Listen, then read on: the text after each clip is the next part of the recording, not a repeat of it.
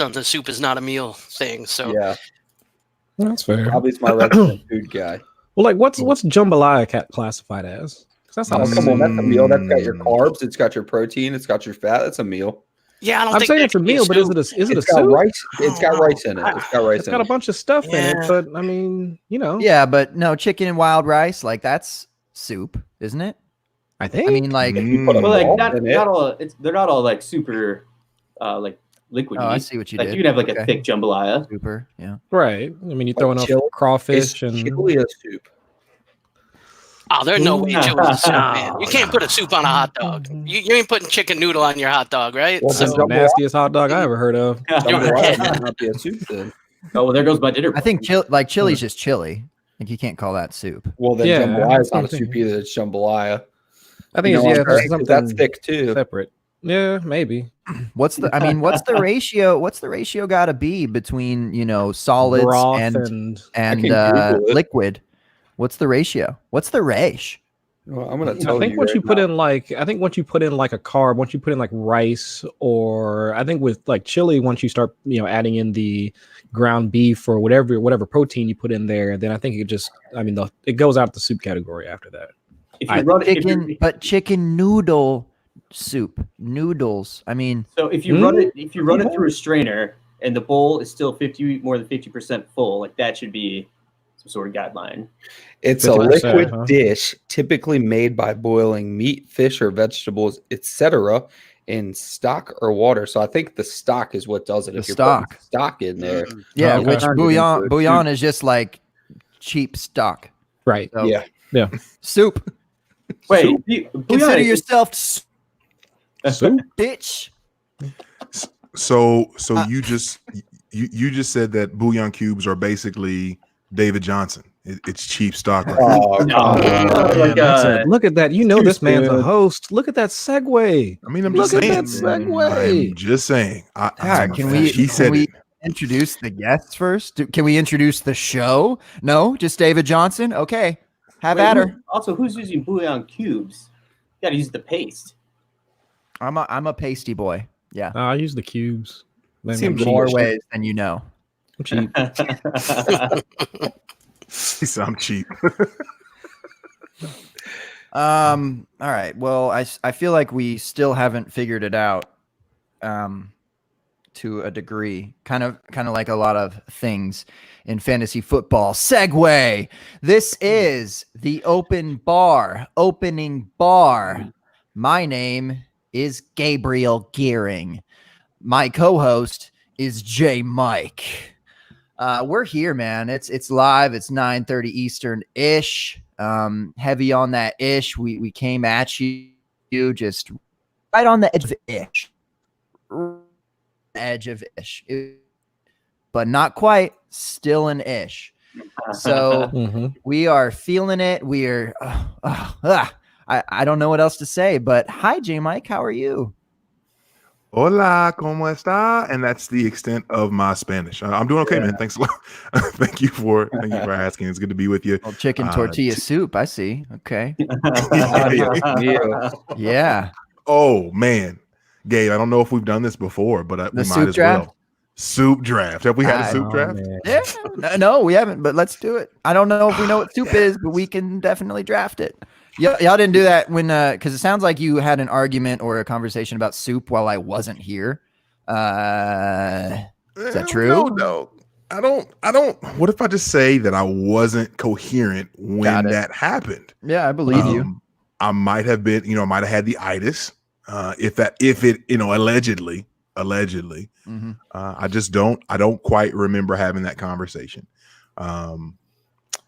Yeah, I don't know that happened. I don't think that you can put me if the glove don't fit, you must have quit. So Okay. All right. Well, Those are true words. soup draft. Let's go. We're gonna go around the horn here. With your soup selection, please introduce yourself. Feel free to include soup in your name. If we're changing handles tonight and including your favorite soup, I'm totally into it. I'm a big fan of alliterations. I'm a big fan of, just creativity in general. So there's not a lot of pressure cooker on this, but come on, guys. Come on. Have at her. We're going to start from, let's go counterclockwise, starting at the top right. You know who you are. Introduce yourself and give me your soup. Hello, group. My name is Adam, and I just think anytime that you can get a cure to all illness and a hearty meal, you have to take it. So I'm going to go with chicken soup right off the grip. Wow. Bland. Question: do you have a soda on the side? Obviously, ginger ale in case my tum-tum hurts. Chicken noodle soup. Chicken noodle soup. Chicken noodle soup with the soda on the side. Let it rain and clear it out. That one's been a while for me. Well done. That takes me back. Yeah. All right. Welcome, Adam. Nice to have you, man. Hey, how are you? Just living. Just All here right. living. Yeah. I thought you said livid at first. I was like, what's Well, wrong? that Do we need to talk? What's up? Did the David Johnson thing get you a little Oh. heated, a little tight? It's just sad. Yeah. All right. We can talk about it later, man. It's all right. All right. And clockwise motion, bottom right. What's your name? What's your soup? Give it to me, baby. Yeah, James the Brain here, and man, my soup. I got to stick with being a Wisconsinite, and I got to go with beer cheese. Beer cheese soup here in Wisconsin, man. They make it right with some good beer. It's that's the good. Whenever you could combine beer and cheese, you have to take that. So that's it. And again, soup is not a meal; it's a side. As long as you ain't even approaching it like it's a meal. All right, I'm just telling you now. Soup is not a meal. It's not hearty enough. Once it gets too hearty, it becomes something not soup. You know. Got you. This man's But what if campaigning. what if the I don't know. soup fills you Chicken up? noodle soup. Chicken Like, noodle if you on the fill side. yourself Well- up on the soup, is it a meal? Because I could fill myself up on Rice Krispies and I could have a meal. Yeah, you're well on your way. Like we just watched you like get started on I'm there. just saying we need some ground rules. I suppose if you can justify, hey, I had dinner tonight, it was 18 Rice Krispie treats, then you could probably justify soup as a meal. So maybe you're onto something there, but traditionally, I would say more times than not, soup, not a I meal. hear you. I hear you. Okay. All right. James, nice to have you on the show. Nice to meet you as a human. Turns out you are not just a brain, but a lot of other things surrounding that organ. So it's disappointing. I'm sorry. I'll do better next time. All right. I'm letting you down here with arms and such, But we get to man. But I'm pretty pumped because there is a chance that you and I actually get to sit down and have a drink in a couple months at the NFL draft. So I'm looking forward to that. You going? Man. Oh yeah, I'm gonna be there. God. So yeah. So that's gonna be fun. That'll be when we get to sit down and really try to convince the bartender, to open the bar up for us. Yeah. That's going to be the dangerous part. There is when that city gets in our blood. Well, looking forward to that, man. All right. Middle, bottom. Sorry. That's my nickname in high school. Oh my God. Oh, it's not even your turn. How do we get there? Middle, bottom. Okay. Introduce yourself and your soup. All right. I don't even know where to go after that quip from Will, but I mean, y'all know who I am. It's Chris Allen at Chris Allen FFWX. Y'all know the game. Y'all know the name. Just came through with it. I will just say that for me, I guess my favorite soup is a French onion soup. That'd be my personal preference.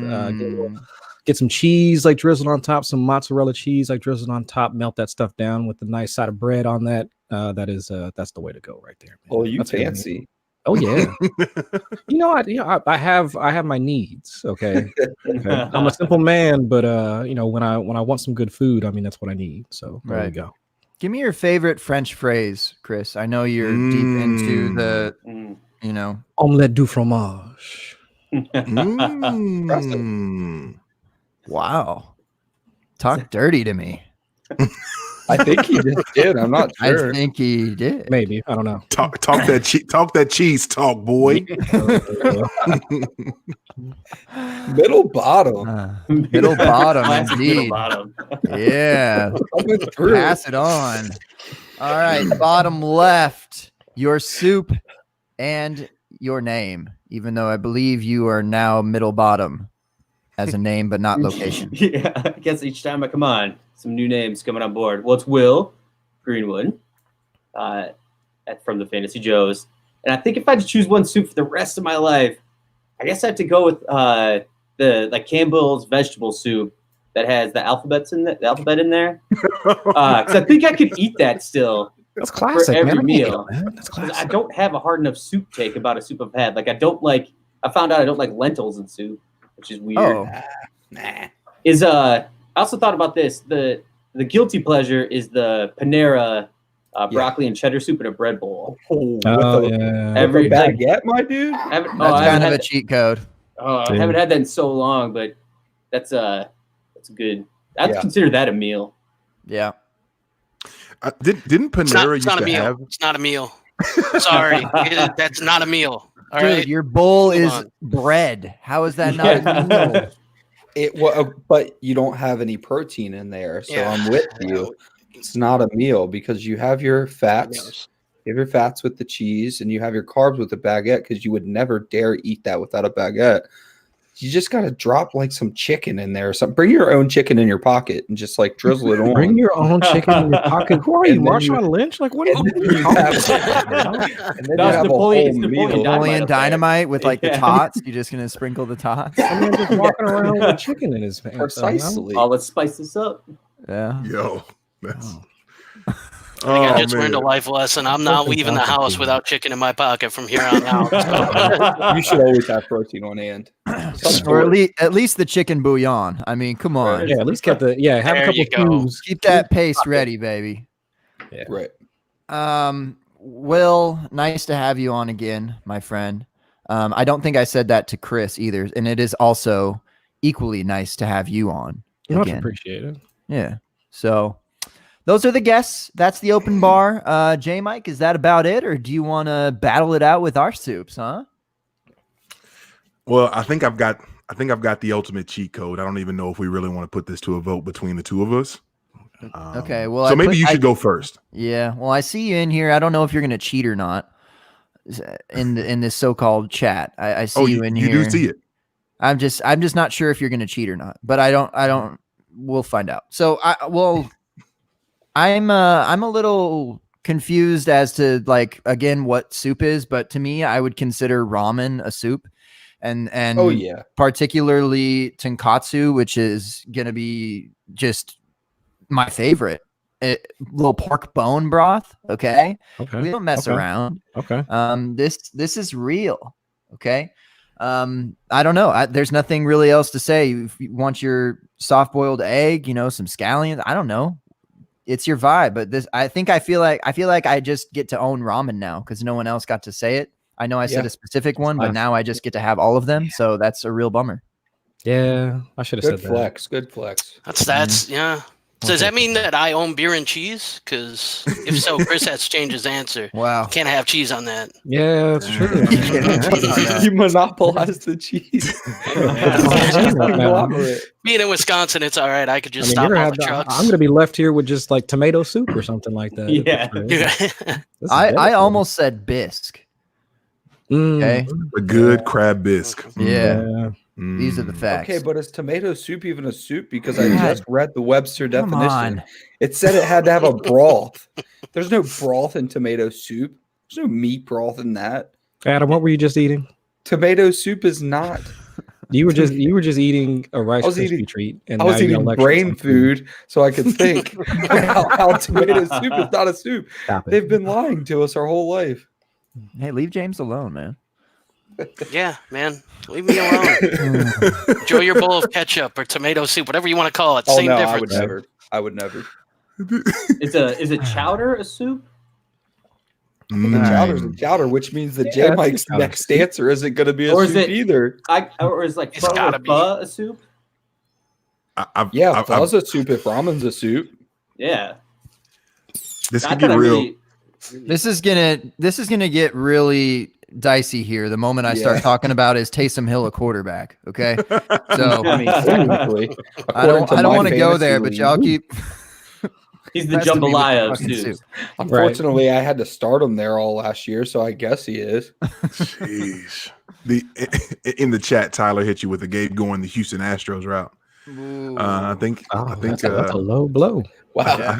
He had his that was on the show sheet, wasn't it? Ouch. too Yeah. soon. If you apologize now and you're Wow. like sincere, you might get ahead of it. But if you just try to say it doesn't matter, you're in trouble, man. Right. Is it bad that the only, and I'll get to my answer, but it's way less important than the conversation we're having. Is it bad that the only ramen I've ever had was a little package, like the 10-cent package, as a college student and growing up? Is that like actual legit ramen? I'm told is like amazing, Oh yeah. but like like college student ramen noodles is the only ramen that I really know. I haven't had Oh. any. I've had zero ramen. Yeah, Whoa. my grandmother used to that. make us like the original kind, like when I was growing up. Oh, yeah, I grew up no, on that's chicken flavor ramen. chicken flavor. Mhm. Hint What of if chicken? Wow, I turned out a whole lot more bougie than I anticipated. Oh, without question. Oh yeah, right. Has anyone ever mixed the flavors? Anybody ever gone the chicken and shrimp route or something like that? Oh, you went No, the but I've made suicide a- route with your ramen. Oh, I've spicy never ramen I've before. never had any ramen. I just want to know. I just want to live vicariously through the So people. Yeah. if you're ever sick, You're already a bowl of thinking spicy about it without ramen, ever having that will ramen. You're set Yeah. sick, dude. Yeah. Yeah, man. Man, when I was a kid, we used to have beef, right? One Mhm. time, I remember Mom mixed it up, man. She got chicken, and we didn't even know because the package was a different color.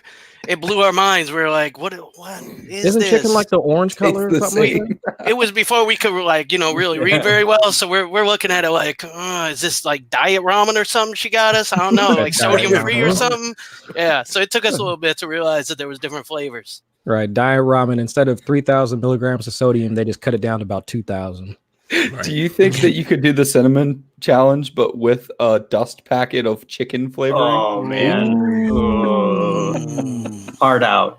I definitely want to have a fantasy football bet with someone to Yeah. do that for sure, though. So who does someone not like? Maybe I'll like them. I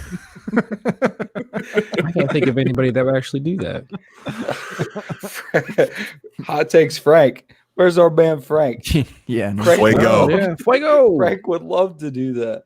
He might be in on that. You might be right. He's my champion. I choose Frank. Nobody can take Frank. Frank's gonna be my The champion. second you for said the that, that's a challenge. really good idea. J Mike, did you pick your soup? No, I'm going to go ahead and put the bow on it now. All right, let's go. Come on, we got a show to do.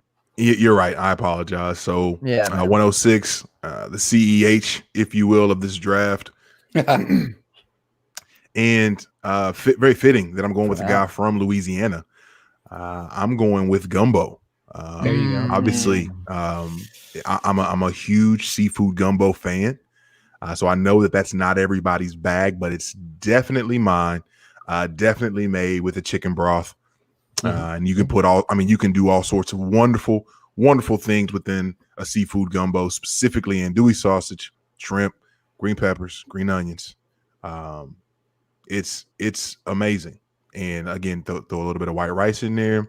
You still got mostly broth, but as it goes, it kind of transitions and transforms from a soup to kind of some strange amalgamation of delicious.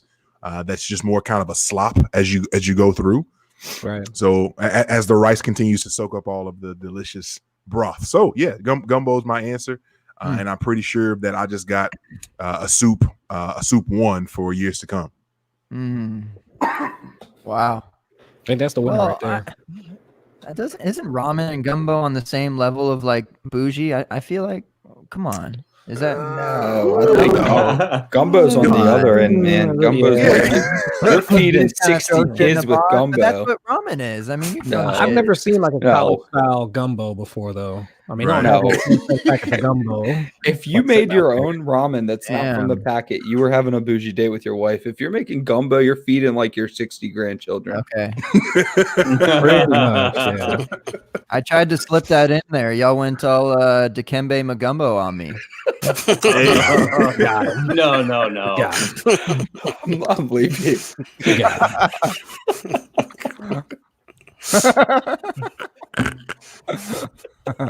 Dikembe Magumbo. You've been waiting this whole time for somebody to pick gumbo because you thought of that.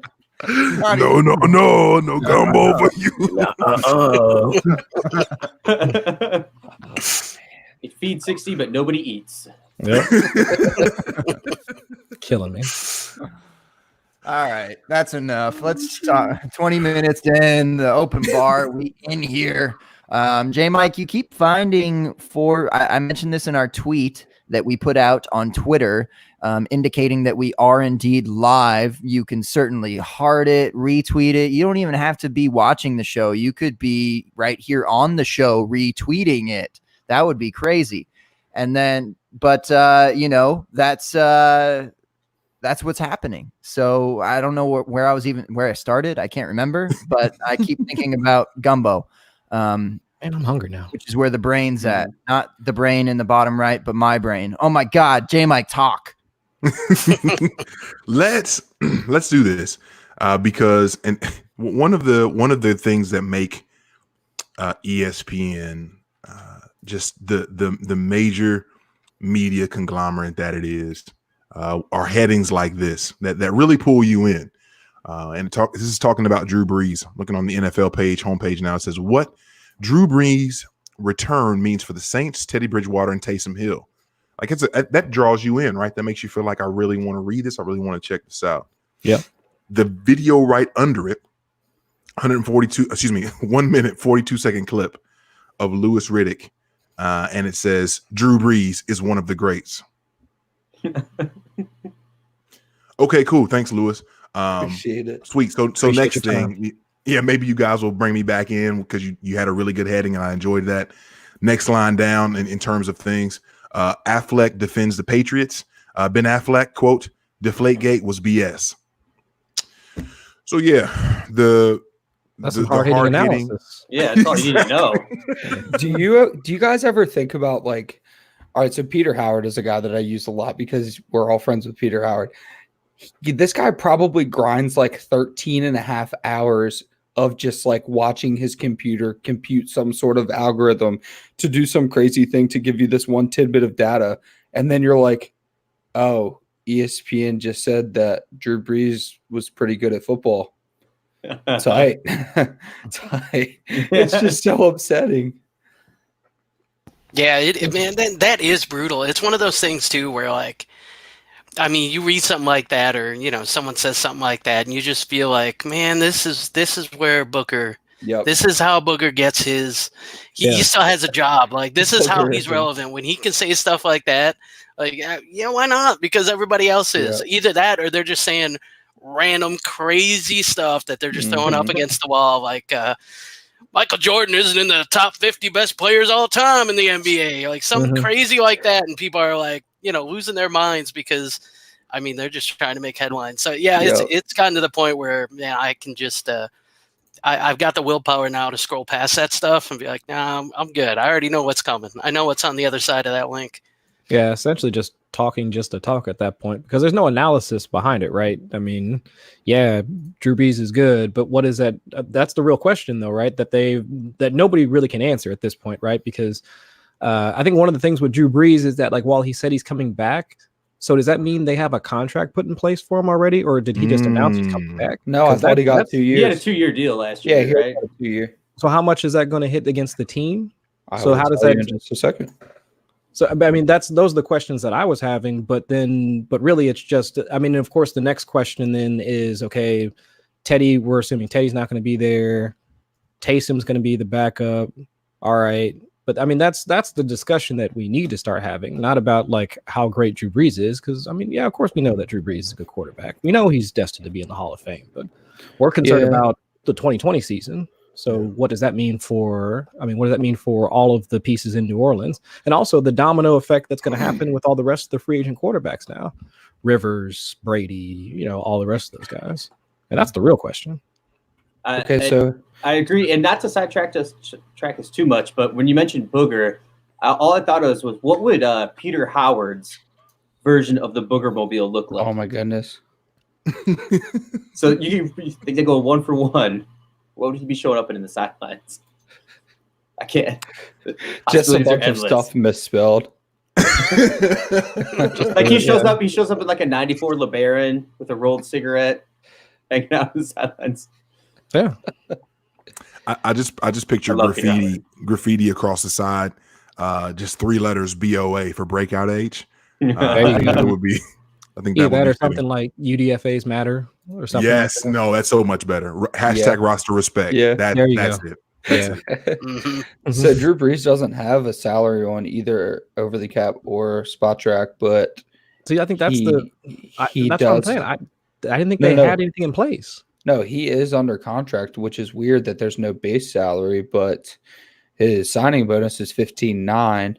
And then he's 21.3 dead money, which obviously they wouldn't cut him. That would not make any sense, but Right. looks like they just gave him an incredibly large dead cap, and he's going to get 15.9 just for signing, and then they'll go from there is what I guess they did. Yeah. See, I don't know. So But that's why I want to look into the finances. Somebody tweeted earlier, I was just trying to scroll through and find it, all the people that are under contract for the Saints next year. Man, it was a good tweet. I'm going to try to find it, but I mean, on the offensive side, pretty much the whole line is under contract, and then obviously Kamara and Michael Thomas are under contract as well. So, and then on the defensive side, they had a lot of really young guys, like Davenport came on late, and he didn't really produce right away. So they're pretty poised to go for another Super Bowl run. I'm glad he came back. I mean, they're equally as poised as they were last year, in my opinion. Yeah. I thought I had read somewhere they were losing potentially 5 of 9 starters on the defensive end, but maybe I'm wrong. I thought I had read that somewhere on Twitter. For this season or next season? And according to Spotrac, his cap hit next year for Drew Brees is 15.9 with the option for 2020. 15. Cap hit. Oh, yeah, his cap hit's 15.9. His dead cap's 21.3. That's a but- deal. And Spot Track is 10.5 as a signing bonus, but over the cap is 15.9. Yeah, so 5 million more on over the cap. So whichever one you want to trust, but either way, they're going to have to negotiate his base salary still. I guess it was just like a placeholder. But it was So that's what I wanna it know. was a 2-year deal. Like, I mean, Yeah, it was reported last year when he signed, because we were worried about him retiring last year, and then it was reported that he signed a 2-year deal, but I've never seen a contract like that before personally. And why were we even worried that he was retiring this year? Like, what's that all about if he's just signed anyway? Because of all the 'cause he's old. Taysom Hill hype? Everyone basically put Taysom Hill in as the Saints QB starter, and then Breeze was like, whoa guys, I'm actually coming back, though. We saw And Taysom do you Hill think the on, Saints are bummed? They're like, they were really pumped for Taysom time, and like Drew Brees said he's coming back, and they can't do anything about it, so they're just really Like, sad. shit, we forgot he did sign a 2-year, didn't he? They're God, gonna that's have like a rude. 75-25 split with Taysom Hill leading the charge. Drew Brees is on punt coverage now. Oh my gosh. He's part-time offensive coordinator as well as the quarterback. They're trying to get all their money out of him. Yeah. Can I ask you guys this? And this kind of is birthed from conversations that we've been having over the last several weeks, and even the conversations where people say, "Hey, we want to get out a year early and not a year late." We've got MT coming off one of the great wide receiver seasons of all time. We've got Alvin Kamara coming into, this is year 4, right? Coming into year 4. And this is this should be final year of his deal, right? I'm not Yeah, he certain wasn't a of that, first-round but- guy. It's his last year. right. So we're coming up on what looks like the apex of the Saints trio as it stands. Drew Brees on the precipice of leaving, MT at the top of the mountain, Kamara now still a top 5 back in most people's eyes. Are you in the business of selling or buying these weapons in New Orleans with the uncertainty of obviously Drew Brees past this season and everything else going on? Because again, you can play this game of chicken, if you will, where you get the production, and if your team's doing really well, sweet, you ride the production. Or you can play the game of, hey, we don't know what the contract's looking like for Kamara. Is he going to hold out? Could he get hurt and his value be tanked because it's 4 years, and who's going to want to sign him and pay him what he's worth and all these other things? How are you guys navigating the landscape specifically with the Saints because of the fact the team has been so explosive? We just watched Michael Thomas do unseemly things. We watched Kamara get hurt in the middle of the year, and so his efficiency came down to some degree. Where do you guys stand with that? A year too early, a year late, just in time? What's going on? Yeah, you're way too late on buying Michael Thomas. So just for like a little reference, this is what I try to do pretty much every year if I have elite wide receivers, because I like to build my team around wide receivers. I mean, if you could have like 5 wide receiver ones and then just figure it out elsewhere, that's my go-to. So last year I was trying so hard in every league because I had a lot of Antonio Brown to flip Antonio Brown for Michael Thomas. At the time, Antonio Brown was wide receiver 3-ish. Thomas was like wide receiver 7. And I remember putting out a tweet thread last year about every league that I tried to send Antonio Brown for Michael Thomas. And it was at a point in time where you should have been able to do that. And it was already too late. So you can't really buy Michael Thomas right now, in my opinion. Some people out there do like to buy high, but that's just not how you play Dynasty, in my opinion. There's no point in buying somebody high. You just have to try to find the next guy. So you got to try to find the guy that you can, trade your DeAndre Hopkins and get the next guy. I mean, if you can get your DeAndre Hopkins and send him for something like Godwin plus, that's the type of move that I'd be trying to make now. What's your point in buying Michael Thomas now? You're going to get a wide receiver that's going to light the world on fire, but you're going to have to sacrifice so much to purchase him.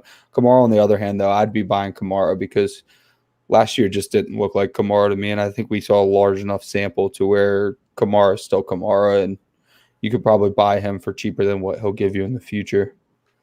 And you are saying that you just kind of believe in the Saints offense in general. Sure, I mean, absolutely. Yeah.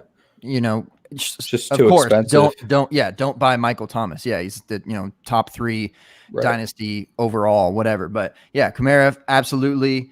I think a lot of people expected regression because his first 2 years were oddly like high in either the touchdowns or just the yards created, and it seemed like that was going to come down. And it did, but it kind of did in a weird way. I agree with you with possibly injury as well. To boot. But I think we believe in the Saints offense, and I don't know if it needs. I'm curious what it looks like with Drew Brees. I don't know. It's hard to say that like it's still going to be as elite as it is, but it seems like they have a good system, with Sean Payton and company. Yeah, the one good thing about Michael Thomas, and I don't disagree, I wouldn't be buying him here either. But the one good thing that we learned about Michael Thomas is that his fantasy value isn't tied to Drew Brees. Brees missed some time, right, and Michael Thomas was still fantastic. I mean, his catch rate was great. It's 2 years in a row where his catch rate has been phenomenal. The guy catches anything that's thrown in his direction. So while I wouldn't be buying Michael Thomas, I'm definitely holding if I have him already. Sure. As far as Kamara goes, man, I don't think I'm buying him. I don't. I think we're heading into that year 4, year 5 window where we start seeing that running back production go down. It's really tough for running backs now in the open market to get fair value.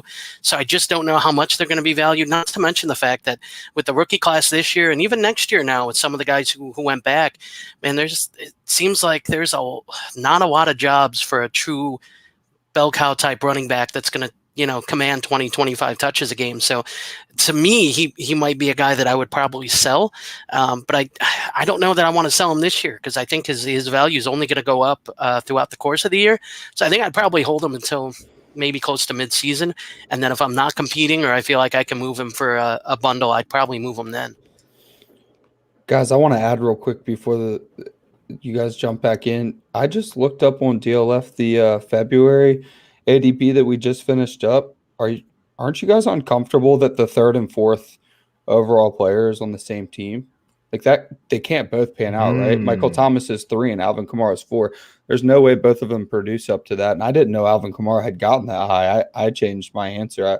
I would not be buying Alvin Kamara that high. I thought he was going to be right around like Nick Chubb or Alvin Kamara. And then I'd be like, sure, I'm taking Alvin Kamara. But if they're both 3 and 4, I trust Michael Thomas's production much more, especially he could stand to even get a boost in the red zone. So that's tough. There's no way that can work out between both players maintaining ADP at 3 and 4 on the same team. I mean, the Steelers with Le'Veon Bell and Antonio Brown. Yeah, but was it. that really maintained though? Because basically that just happened at one point, just like Kamara and Michael Thomas happened at one point, and then it kind of fell apart. And ironically, it's going to be in a similar point in Kamara and Lev's career that's happening. I think a cliff comes way quicker for a running back than a wide receiver. And like James mentioned, Michael Thomas isn't put Taysom Hill out there. You're not going to see much of a difference for Michael Thomas. He's just, he's at can't guard Mike because you can't guard him. Mm-hmm. And I agree with you. I mean, that's just incredibly difficult to hold that value, but someone's got to go. Yeah. And I also did not know that he was that high. So if any, seems expensive. Yeah. If anything, that would switch to a sell for me. Kamara, yeah. Wow, I didn't recognize he had risen to that either. Because with that being the case, that means he's passed Zeke, he passed Dalvin. That's what interesting. Happened? Wow, what happened? No, he was a buy 2 days ago. Hey man, look, the stock changes fast. Well, I mean, last month. I know that's 2019. Why do you hate me? Website. Never mind. All right, he was DLF 6th. website. He was 6th last month. He was Thank 6th you. last month, behind Ezekiel Elliott, behind Christian McCaffrey, DeAndre Hopkins. Oh no, I'm sorry. That's not going to work. But yeah, he was 6th last month. So I wonder what changed in a month that would push him up that high. I don't get it. What happened? Hill. The prospect of Taysom Hill, right? Jambalaya Hill, and that pushed him over the edge. You're probably does right. Things to you. You're probably right. Can we go back to the part where I'm not sure if you guys really have ever looked at Michael Thomas's numbers from last year? I mean, I know we get them like sprinkled in on tweets and stuff. I just want to say this because when you look at it, it's really stupid. Okay, so he played in 15 games. Of the 15 games, through my deep just bevy of research that I was doing, Gabe, as you know, I've been tracking wide receiver top 36 finishes. He had research. 4. Yeah, I know. I was killing it last year. You know what I'm saying? Just somebody needs to hire me immediately. In my deep research, 14 of his 15 games played, he was a top 36 wide receiver. That's first of all. That leads all receivers. 185 targets, 149 catches, over 1,700 yards, and for the third time in 4 years, 9 touchdowns. Yeah. The man averaged 107.8 yards per game on an 80% catch rate. That's stupid. I think he maintained like something over like a 30% target share on his team. I mean, who does that? My God. And you know what's crazy? I remember a 5-yard out offense too. Right. I remember a 5-yard out that he dropped last year. Just think about how crazy that is. Why would I remember a 5-yard out that a wide receiver dropped? It's because he's that good. I remember being on the edge of my seat because he dropped a 5-yard out in a meaningless down. That's insane. Yeah. The man, hold on, wait. Let me get one more thing out and keep going. He's on 185 targets. Next closest on the team was Alvin Kamara, who again missed games with injury. Kamara had 97 targets in 9 games. Right. The man was averaging over 10 targets a game. He's wide receiver 2 there. It's crazy. Right. And then the next closest out of everybody on the team was Jared Cook with 65 targets. Those guys were feasting. Yeah. It's insane, though. Michael Thomas, when you look at him, not only are those numbers just insane, right? But look at his career. Like, his career low was his rookie year, where he put up 1,137 receiving yards, only 92 receptions. The only year he didn't have over 100 in his 4-year career. Like, it is insane when you look at his numbers and the consistency. Every year they've gone up, and we're expecting regression this year, which is interesting. So, man, yeah, crazy efficient and just so good every year. It's he's earned that wide receiver 1 label in my eyes for sure. Well, yeah, and last year too, in weeks 1 through 16, in full PPR with no like bonuses or anything, I mean, he averaged 5 points more than the wide receiver 2. Yeah. In points per game, not even just not total points, just points per game over Chris Godwin. You know, because he missed a couple weeks too, but it's that's a good advantage to have on your team. Yeah, it's a big deal. It's a big deal to have a wide receiver that's reliable. He didn't have too many down games last year. No, not really.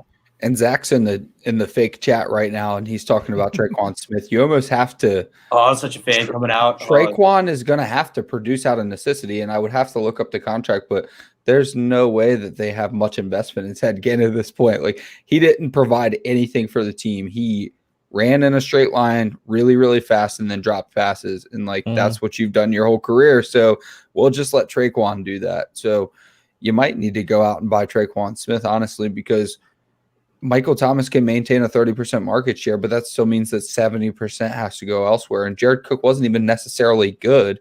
He just needed to be targeted last year. So if Traquan can make a year 3 jump, man, his value is going to go through the roof. And it's pretty low right now, too. So it's really not hard for him to go up. With profit, you can flip him pretty quick.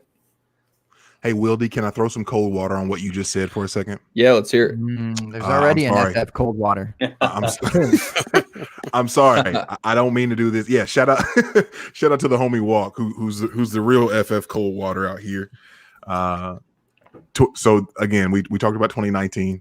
If we go back to 2018 numbers, again, targets: Michael Thomas 147, Alvin Kamara 105. Next closest was Ben Watson at 46. 20. So you say, hey, somebody's got to step up, right? 2017. The story is very similar. We've got Michael Thomas again with 149 targets. Alvin Kamara with 100 targets. Ingram had 71, which, okay, there's hope for somebody else, right? Yeah. And Ted Ginn had 70 targets. So, yeah, Taysom Hill 71 targets. Jay, Mike, this is what I want you to do. This is what I want you to do. I want you to take all of Ted Ginn's targets and add them to Traquan Smith, and that's what we're going to do. Okay. And then that's where we're going to get our increase in Traquan Smith. How many targets did you say you had? Ted Ginn plus Traquan last year would be 81 targets. Yeah, there we go. Give me 81 targets for. Come on, I'm not being stingy. Just give me 81 for Traquan. He's going to get, average 80 yards a catch, and there you go. The problem is you're going to have rate like Will Fuller 2 years ago. You're going to have the Dan Arnolds of the world, the Austin Carrs, all those guys coming Josh in. Hill. All those guys coming in still, and so. Right. I'm going to check Traquan's ADP real quick. I was just looking at it earlier. Yeah, I just took a peek, and I mean, we don't have to necessarily argue about what his production is going to be just because of how inexpensive it is to acquire Traquan Smith. Yeah. What's his ADP? I was a huge Traquan Smith fan coming out of college. He's done nothing but broken my heart for 2 years. So year 3, here we go. It's out on the line again. Well, let's ask this. On the Dynasty Trade Calculator, 12 team. This is funny. 12 team PPR, Superflex. Traquan Smith, 0.9 on the calculator. Right. That's a 0.9 for those scoring at home. Ouch. Rookie pick number 312 is 1.2. Would you rather have the 312 or Traquan Smith? That's 312. I'll take the 312. That's just pure hate. Dante Pettis or Traquan Smith? Oh, Traquan. All right, come on. Now we're talking. What? Give me Traquan Smith. I'm sorry. This is how I'll let Pettis sit on my bench like Devontae Parker did, and hope that in 3 years they he hate unburies him. himself from the bench. When Jalen, Ryan they hate him traded. so much. He when comes Ryan to practice and they look at him like he's out of place. Like they're like, "Why did you come? Like you could just stay home. We'll still pay you. Just stay at home." That's how they feel about Dante Pettis. Like, hey, coach, Dante wants some reps. Who? Dante who? Man. Say his name one more time, and I'm gonna cut both of you. That's how they feel. It's crazy too because last year it wasn't like that at all. No, well, I no. don't. Something happened in the offseason. I think he stopped wearing his shorts over top of his compression shorts, and then they were like, "No, we're not cool with that, man." Yeah, the That's new what looks. had to happen. Nah. I think though, if you're Smith or Traquan, one more. one more, Traquan, This is so fascinating. Traquan Smith or Taysom Hill, but you can put him in at wide receiver. Taysom Hill. That's easy. come on, That's easy. In one Guys, QB still. This easy? Taysom Hill hate's got to stop. You guys know he counted to infinity 3 times. Taysom Hill, man, all day. I'll take Taysom. Yeah, I'm telling you, Chuck Norris. who said he was Taysom the Hill best player on the pajamas. field? There was, Oh my there was a God. reputable report that said he was the best player on the field in their I playoff had to game. laugh. If you average out everything, Who was that? We potentially- need to put them on blast. This is the open bar. We need to put reputable sources on blast. That Taysom Hill No, was just because they got not. a blue check mark next to their name doesn't mean they're a Oh. reputable source. Oh, okay. It's Talk probably about somebody it. just talking wild. But there's other guys like Traquan that we could be investing in, just like Traquan, that you're getting them so incredibly cheap that there's almost nowhere you can. Traquan is like you hit rock bottom. I mean, if you could probably spend a fourth, and like they say, you can't go anywhere but up. And if he gets elevated Well- markets next year, because they're not going to pay. They're not going to pay to bring Ted Ginn in again. He didn't do anything. It reminded me of when he was on the Cardinals 2 years ago, and he literally just fair caught for them. Like he was the designated fair catcher for an entire year and made a full contract. That's what it reminded me of last year. They were like, just run as far as you can and we'll throw it. So I don't think that they bring them back. So let's just give them 30 more, 40 more targets. And wide receivers take a little while to develop anyways. We got to be patient with these guys. So I'll change my mind. I'll throw the 312 for Traquan and just, get another year of Drew Brees, get that elevation, and then, trade him maybe for a second. I'm actually trying to scoop up. I like Deontay Harris on the Saints. If you want to do a Ted Ginn replacement, I know he's tiny, Yeah. Sure. Yeah. but he's free everywhere. He's for the free, most right? part. And I mean, at least he was an All-Pro returner. So if you can just transition that into a little bit better deep threat, Mhm. he's much faster than Traquan. Me and Chris talk about that all the time. These players that are like fringe relevant, like I like them to produce on special teams. I think it matters more than any of us want to give any credit for. Like if you want your random man crush that sits on your end of your bench or your taxi squad to eventually be something, you definitely want them to be producing on special teams, or else they won't even maintain their roster spot. Yeah, have them be useful elsewhere versus Right. having them just be sitting on the bench, like literally on the bench, not doing anything, and then Expendable. hoping for an injury or for somebody else to get into the doghouse or whatever. Yep, that's So how they you never need them. pan out. Yeah. I'd much rather that than watching guys especially since we're just talking about like Dante Pettis. I mean, what's his path Nothing. to getting back out on the field? I mean, minus injury. And Kendrick Bourne stepped up so much. My man, Kendrick Bourne. Kendrick Bourne stepped up. Richie James was out Richie there James doing stepped up. backflips. Kendrick Oh, man, Bourne. 2018 is having a party. Right. Kendrick Freaking Bourne Kendrick. caught every important pass ever. Like if you throw it to him on like a 2nd and 10, he's not catching it. He's like, I don't have time for that pass. I mean, if you throw it to him on 3rd and long or in the red zone, he's gonna catch the ball. the Juice was out there Kendrick catching Bourne. touchdowns before Dante Pettis was. Juice. I mean, True. Kyle Juszczyk was out there like doing much more than we saw Dante Pettis like do throughout True. the entire season. True. So I mean, that speaks a lot to where his value's at right now. Yeah, basically, if you're gonna suck, you better be producing on special teams so that we can keep you on our end of our bench. Yep. Yo, Somebody said Richie James, and I've just been blocking y'all out ever since then because he's Dikembe one of my Mutombo? all-time favorites. So as Oh, soon okay, as good. I hear his name, I just think about his college tape and how high I was on him when he came What out. could have been? What could have Better been? than Dante Mhm. Pettis. Yeah. Oh, yeah, I'll give you that. I'll give you that. I'll take Richie James all day. But Oh man, That's so bad. Wow. J Mike, you did. J Mike, you did that thing that Russ did where he posted the Twitter poll, and if they won the Twitter poll, you made the trade, right? Yes, So- I did that. The first time Russ ever did that, I got him with Dante Pettis and a fourth for AJ Green when Dante Pettis hype was high. Yeah. Boom, boom, boom, Well, boom. obviously, AJ Green didn't play last year, so it didn't end up being Neither did that Dante crazy. Pettis. But it was so much fun. I love that you guys did that. I would not do that, but I No. love that you guys did that because all I did was just look at my roster and I was like, who's the most hyped, terrible player on my team? And I pull up Dante Pettis. I'm like, oh my goodness. Okay, I just need to find somebody on his team who people aren't high on right now because Twitter's crazy. And that's what I did. And I throw a little fourth on there because people like to see two things for one thing. There you go. Got AJ Green. And all the Hey, AJ Green hates heavy too, so that, He that could probably scoop up was. this year's yeah. Traquan Smith with that 4th-round pick. And that's you talk about one of the scarier things that you can do in fantasy football. I thought it would be a fun thing to do, and then what's rough is the offers that you get, and I tried to limit it to where, like, basically if you can send me one offer in a league.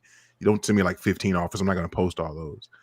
But the ones that you think are going to end up going through, and thankfully I didn't have anything that was egregious. I think the one trade that that went through, my side was the 111 and Dawson Knox, and I was giving that for Austin Eckler in the league. It's a two tight end, two tight ends.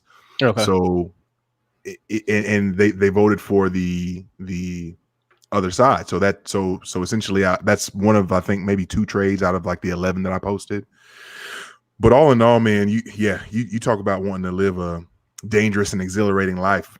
Do that once, and you will your butt cheeks will pucker real tight for 24 hours. Yeah. Those votes come in. Yeah. Especially with the Little league setting, like gumbo on the side, huh? Oh my gosh. well, with the league setting like 2 tight ends, putting that to Yeah. the masses that's a It's risky move. scary because That's- people yeah, just that's click tough. what they see. Did you get any, J Mike? You mean, did I get any like Any- actual? Yeah, for any that went through? Yeah, I think 2. I'm going to try to pull up the thread Okay. now. Yeah.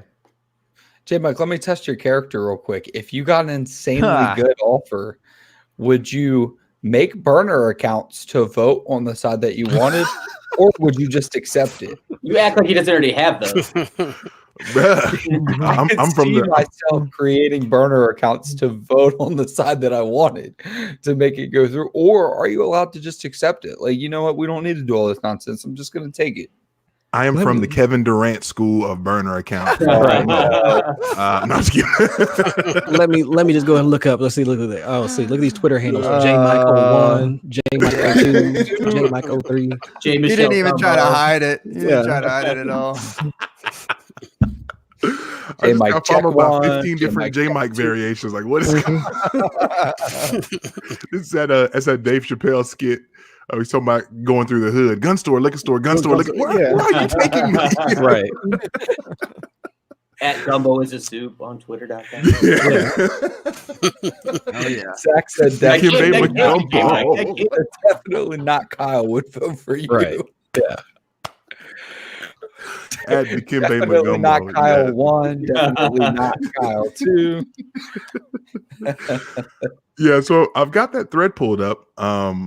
I'll try to pull some of the more interesting ones out and just see what you guys think of it.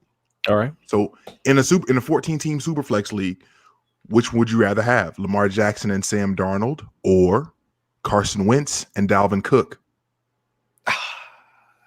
Can you say Again, it one more time? team- I yeah, have to side- write it. If I don't write side it, I A. can't. and then I'll reveal which side was mine. Lamar Jackson and Sam Darnold, or Carson Wentz and Dalvin Cook in a 14-team Superflex. All right, do we have an order here? Or are we just spouting it out? Man. Yeah, say give me Got Lamar two Lamar and selves Darnold. on either Lamar. side and 2 buys on either side. Yeah, Lamar and Donald. Lamar. Yeah, I'm I mean, on the that's Lamar it. Darnold side too. Yeah, Like bias Cook's sides, I'll not give you good. Lamar. Not to say Cook's not fantastic, but it's time to sell. He's got to go. He's got to be off your roster soon. Yep. Give me And Lamar. That's what you do with those guys. I'm sorry. You sell your Cook and you draft your next Cook. That's what you got to do. Give me the MVP. yeah, so 219 votes. And my team already has the Lamar side. Oh, no. 66% of 219 votes went with the Lamar side, so no trade there. I keep my side. Good. Nice. Let's go down to the next one that I thought would also Cheeks be interesting. unclenched. Right. For now. All right, a guy that we Yeah. talked about. There you go. A guy that we talked about earlier. Again, 12 team, 1 QB. You have Okay. to calibrate a bit, James. I know one How are you QB is still not in really that your league? bag. But Yeah, work with me. I'm gonna have to work with the right side of my mind and get out of the left side right You now. might All have right. to abstain from this one. It might be too much. This is my 1-1 QB league, and I love the group of guys, and that's why I'm in it. One side has Zeke Elliott, Okay. the other side, David Montgomery, the 2020 102, and a 2021 first round pick. Now, I also forgot to mention this is 0.2 points per carry. Again, 0.2 points per carry. One side has Zeke Elliott, the other side, David Montgomery, the 102, and a 2021 first. Pick side. That's easy. Pick side, That's exactly easy. what you need to Mhm. do with Zeke right now. Like, Yeah. if you're listening right now and you have Zeke, you need to go find this trade and you need to go make this trade. This is what you have I'll to do. that easy. You do this with running backs in their, fourth, fifth year, even though he has a stupid $96 million contract. Still do it. Okay. And my side was the David Montgomery side that I already had. And that's the Okay. side that won again, 66% on 213 votes. Good. So kept that again. I already told you guys the one trade that I did make. Oh, and here's, you know what? And I'm gonna comment on this here in a minute. Oh, no. Ooh, So Russ came at me with 2 trades. Magumbo. So he cheated, is what you're saying. Russ Well, was a he went cheat. different. It were different leagues. It were different. Yeah. This is We Russ couldn't game coming in with as Gumbo. Jordan when Matumbo said he couldn't dunk on him. and this is what cut me deep is that this is Russ's game. I shouted out Russ that I wanted to play his game, and then he tried to do me dirty. So first trade, Mike Evans and Christian Kirk on one side, the other side is Tyreek Hill and the 2023rd. Try to Can you do say you it one more dirty time, please? indeed. See how he do how he tried to do me. Let me get So one more. Mike Evans and Christian Kirk, and then Hill and a third. What's he have Yep. to do, J Mike? What does Mike At Evans have what to do? point in the Tyreek Hill saga are we when this trade was offered? This is January 28th. So what? 3 weeks ago? Yeah, about 3 weeks ago. Okay. So this wasn't like last Good season. and fine. Yeah. We're good until next time. Peak All right, Tyreek, so- maybe. Evans and Kirk. Yeah, about If- Evans Kirk. Mhm. That's Chris? not really close to me. No, I don't think so either. The difference Uh, between Evans and Hill is like, okay, whatever. Flip a coin on who's going to score more points next year. Flip a coin who's going to score more points in the next 2 years. And then Christian Kirk in the third, obviously. Christian Kirk. Yeah, I think that's how I'm looking at it too. Mhm. I mean, if you were to compare them side by side, Evans and Hill, I'd say I'd lean Hill, but it's not significant. But then between Christian Kirk and a third, I mean, that's easily the Kirk side. So yeah, I think I'm on the Evans Kirk side. Yep. As was Are Mike Evans 84%. Yeah. I was gonna say, are Mike Evans and Tyreek like that far apart? Because I'd it have shouldn't. them as a coin flip, really. Yeah, that's what I'm saying. I lean Reek, but it's not significant Sure. either way. And Okay. Kirk's certainly not a third round pick. Russ, no. what's your problem, Yeah. man? Let's come on, everybody at this man, if we Wait, can call him I love that. Here's my Well, I I other love Russ. I think Like, last Russ season, is as you bad. go through the year, Love you're you, Russ. you're happier about clicking Tyreek Hill as the start option in your lineup versus Mike Evans, the way he was up and down. But Mhm. we're in the offseason now. Mike Evans doesn't usually get into trouble. Yeah, I just You're going to yeah. carry a lot of risk from now until August, September that you don't need to. Yes, well, 100% right. I was just about to say the exact same thing. I'm like, if this is why Dynasty is crazy, man. I have to evaluate this in my head. This is how you lose sleep playing so many Dynasty leagues. Do I want the extra 15 points from Tyreek Hill, or do I want to sleep at night knowing that Mike Evans probably isn't going to get arrested I'm probably going to take the Evans side and just have the comfort. And then you have Kirk versus a third. It's like, okay, obviously I'm going to take Christian Kirk versus the third. So that's a pretty easy one for me too. I've talked to people about this. I try not to roster guys that have been in previous trouble, whether he did it or not, because we can't actually prove that he did anything. That's why he's still playing and didn't get any suspension. But being in the news like that, I would just rather have Evans. So this is the type of deal I would actually be trying to make to get out from under Tyreek if I had him. Yeah. You're gonna have to do a little bit more than that. and it I was don't funny. think. And I don't know. I've got to give some context here. Russ had just taken over this orphan in this league. Right. Shout out to Jesse Reeves. I see you in the chat, Jesse. He came in and bounced real quick. Right. But he took over an orphan, and he had been wanting to get rid of Tyreek in the worst way. Right. And so this exercise gave him the out that he so desperately wanted. Yeah. And again, 84% went with my side, which is a Mike Evans, Christian Kirk, so no trade. Mm-hmm. And this is probably the next most interesting of the scoring or of the voting. Curious where you guys land with this one. This is Trade Addict scoring. On one side, Devontae Adams. Mhm. On the other side, Aaron Jones, Michael Gallup, and a 2023rd. Again, Devontae Adams on one side, Aaron Jones on the other with Michael Gallup, 2023rd. Trade Addict scoring, which for those scoring at home, PPR, and the tight end, obviously premium doesn't matter for this specific trade. So what do you guys think? Adams. Adams, Adams easy. Adams. Adams hasn't hit his peak yet. So we talked about earlier, we want to take those wide receivers like DeAndre Hopkins and trade them for your Godwin plus or something like that. I don't know that somebody would do that at that point because Godwin was the wide receiver 2 last year, but that's just what I try to do. And I don't think Adams has reached that peak yet where you have to do that. So and the fact that Aaron Jones' snap percentage was it's like 54, 56, something like that. Just going Jamal off still ate into that quite a bit, even if he was out for 3 games. 4 And games? Jamal Million- Touchdowns. It's not really Yeah, fair that Yeah, Jamal he's Williams got is a mermaid. major touchdown regression coming. Yeah. And Jamal Williams is a mermaid, so it's really not fair for Aaron Jones Not fair. going forward. I don't mind selling Aaron Jones though. I just Me don't neither. really want. I don't really want to do the package up to go and get someone. I guess I You mean you would Or- rather have a I package mean- than Adams? No. I'm sorry. I misspoke. I want Adams, but I think if I were to sell Aaron, I would take the Adams side there. But I guess I would. I don't know. I'd still want to replace Aaron Jones with a running back maybe, and I figure I could sell Aaron Jones, high of sorts for running back plus. I would want a pick involved that allowed me to get Edwards-Helaire. Are we sleeping a little bit on Michael Gallup? moving forward? That's what I wanted to ask. And That's what I wanted to ask. This came up in a chat too, and I personally was fast asleep on Michael Gallup. He had like a pretty sneaky good season, and I don't know. I've just had him super undervalued. So with he's not just an add into this trade for me. No.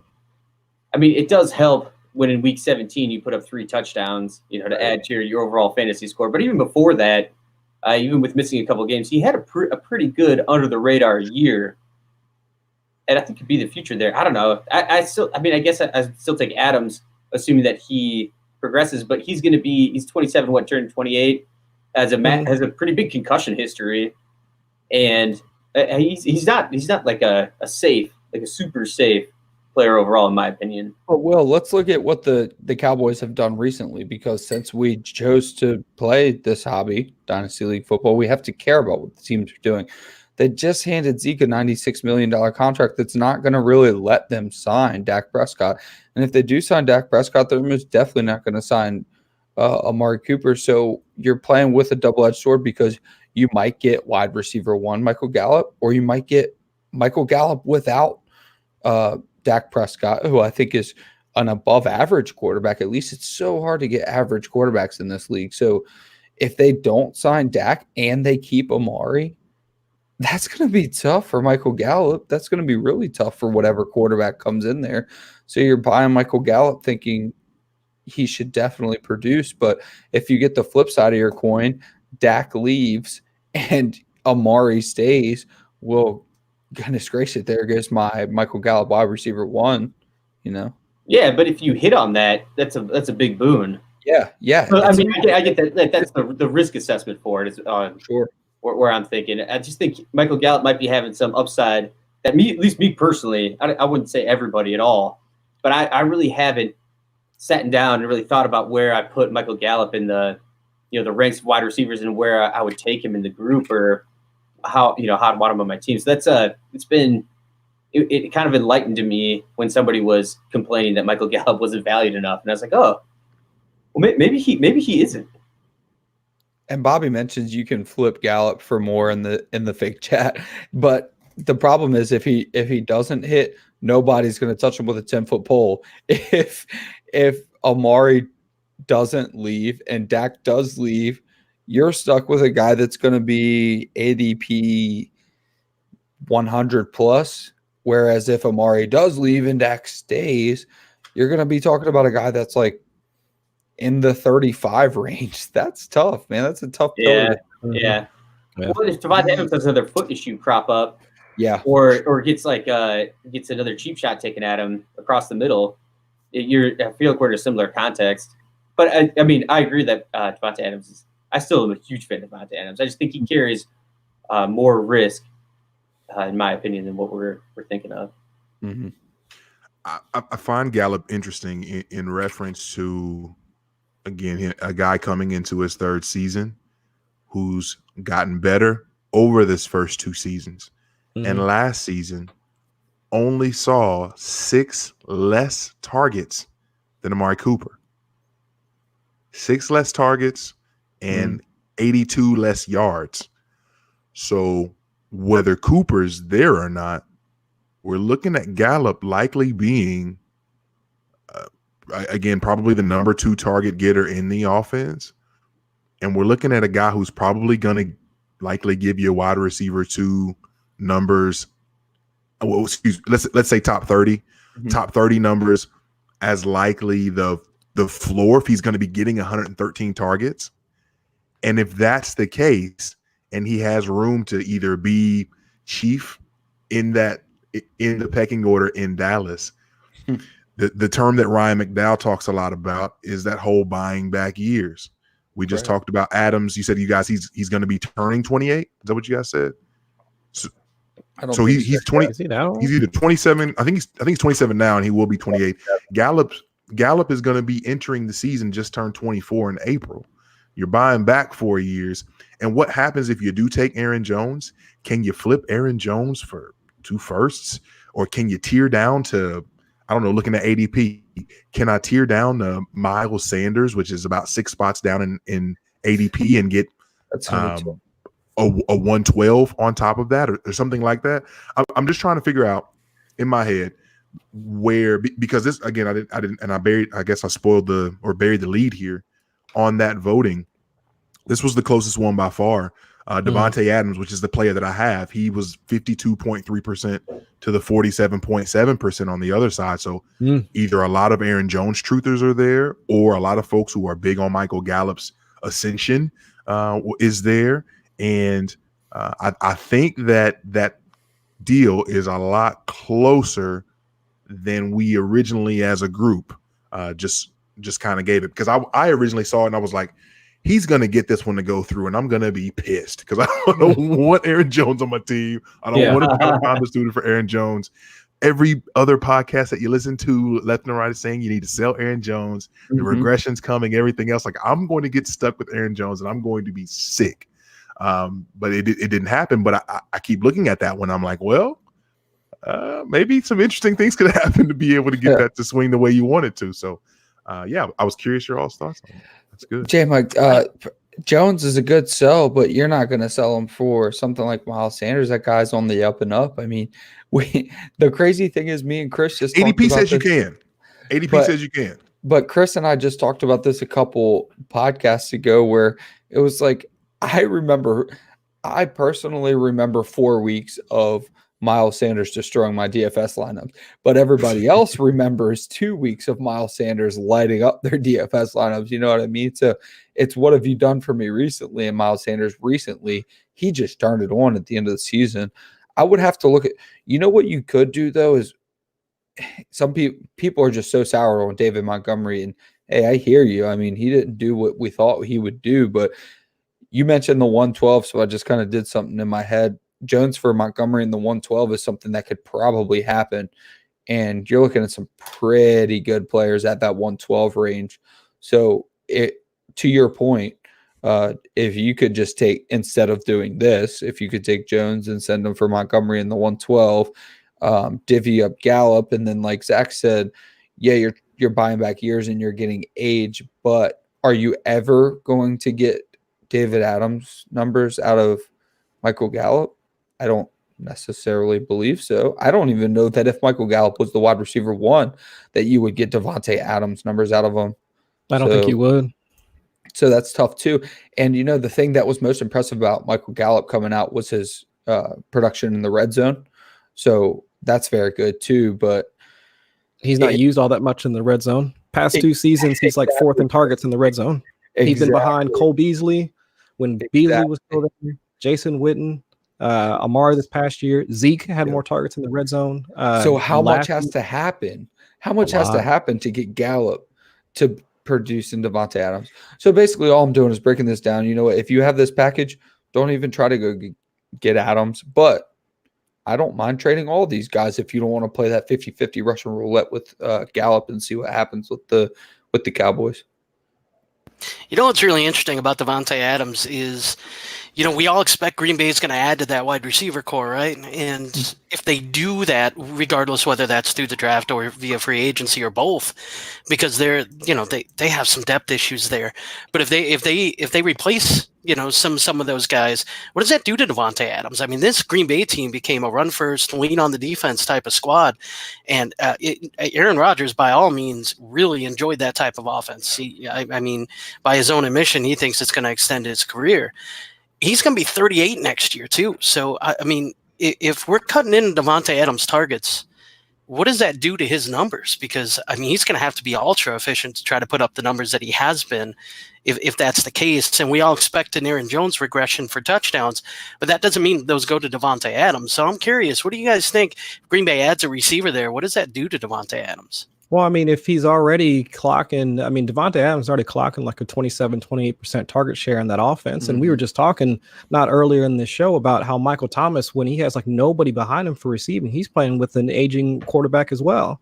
So if we're not worried about Michael Thomas, and I get that Michael Thomas has like the high efficiency already, but Devontae Adams has already shown he can operate as an alpha receiver in that offense. So I don't care about, I mean, give me the other receivers, have them draw more defense, you know, more defensive coverage away from Devontae Adams. Mm-hmm. I'm thinking about it from that perspective, because if they're actually able to actually perform and do their jobs more so than Geronimo Allison, Alan Lazard, I mean, those guys that were basically nothing in terms of a defensive coverage, yeah, give me those guys that can actually pull defense away from Devontae Adams and actually allow him to operate better as an alpha.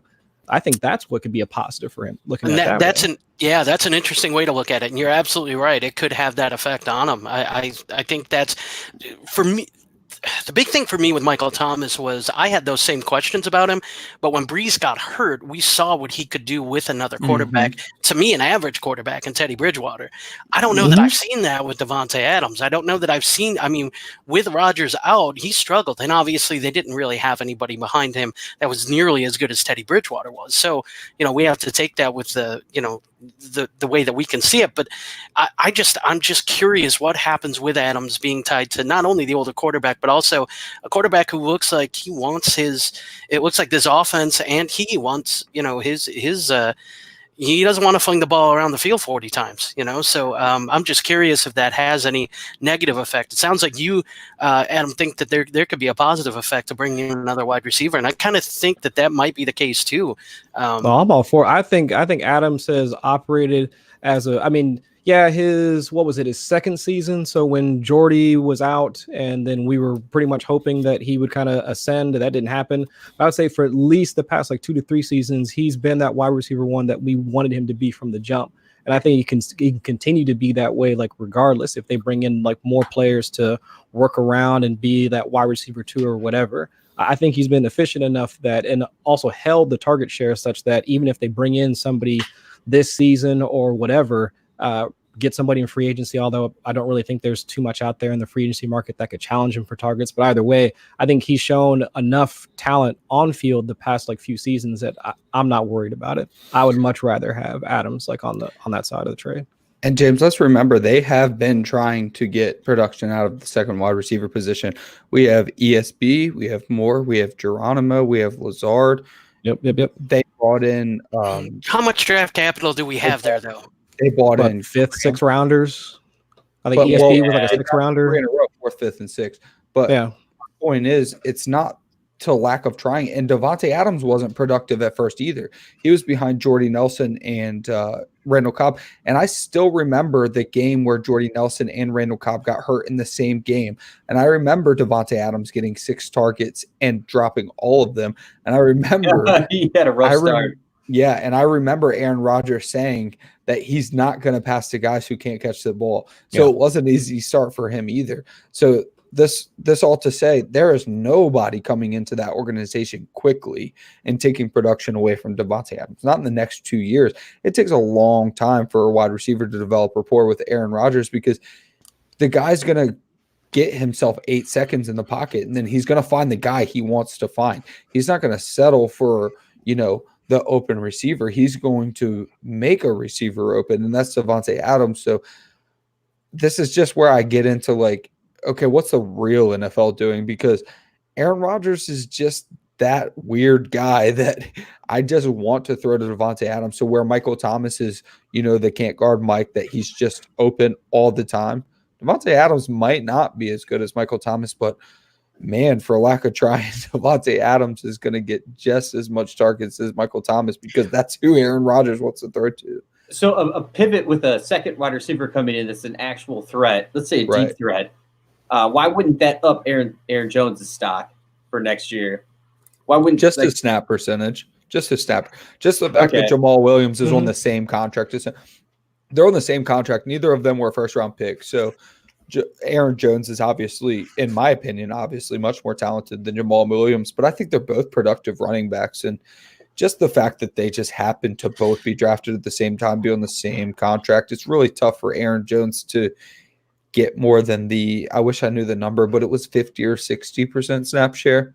Jamal Williams is just always going to get that 40%. And if next year the tides turn and Jamal Williams gets more touchdowns, your Aaron Jones stock goes down, even though Aaron Jones is much better of a running back.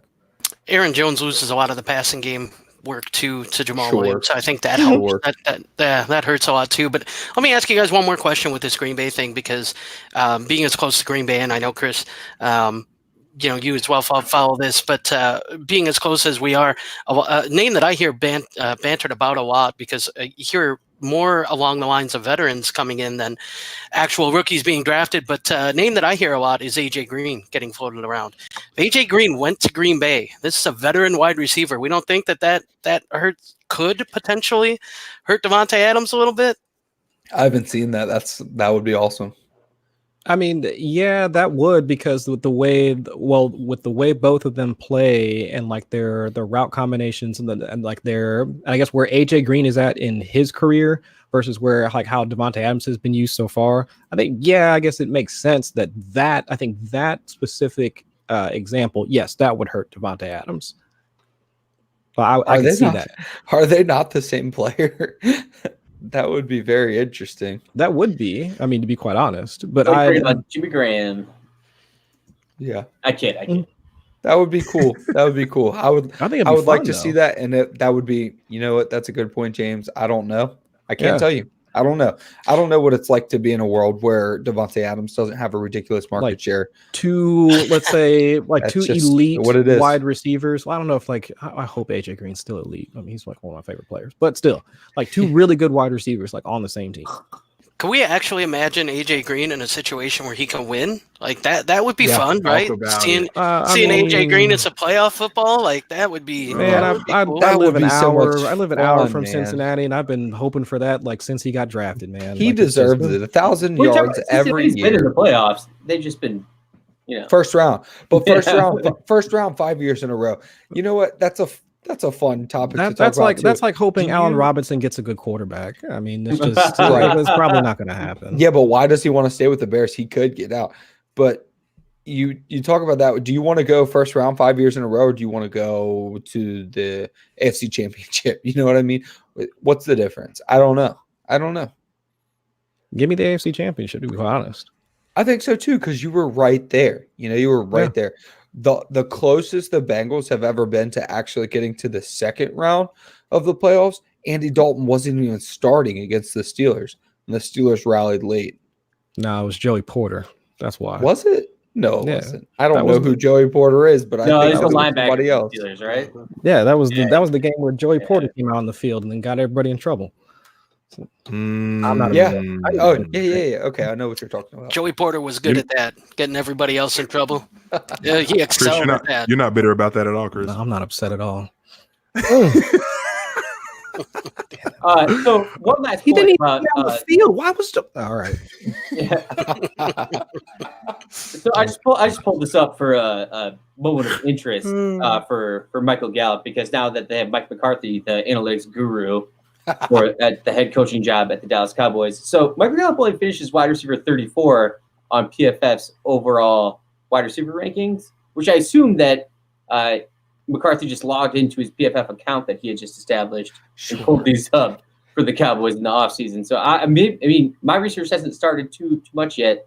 So maybe we should be lower on Mr. Gallup. Sorry, I stepped away for a second. See, I don't know. I mean, I don't think that we're sleeping on Gallup, but I don't think that he is like so underrated that we need to like, I guess, raise his value. I mean, the dude had like, again, he was second on the team in targets. I mean, and this is just, I mean, in a perfect scenario where everybody comes back, right? Like Dak's back, Amari's back. I don't know what they're going to do like on the defensive side. I don't know how they're going to do it. I'm just saying it in a, like, assuming no off-season craziness happens and the offense is as it was last season, minus Jason Witten, because he can go on somewhere.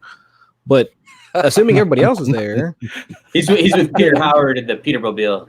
yeah, he can go to New York and go play with Garrett. You can go play with him.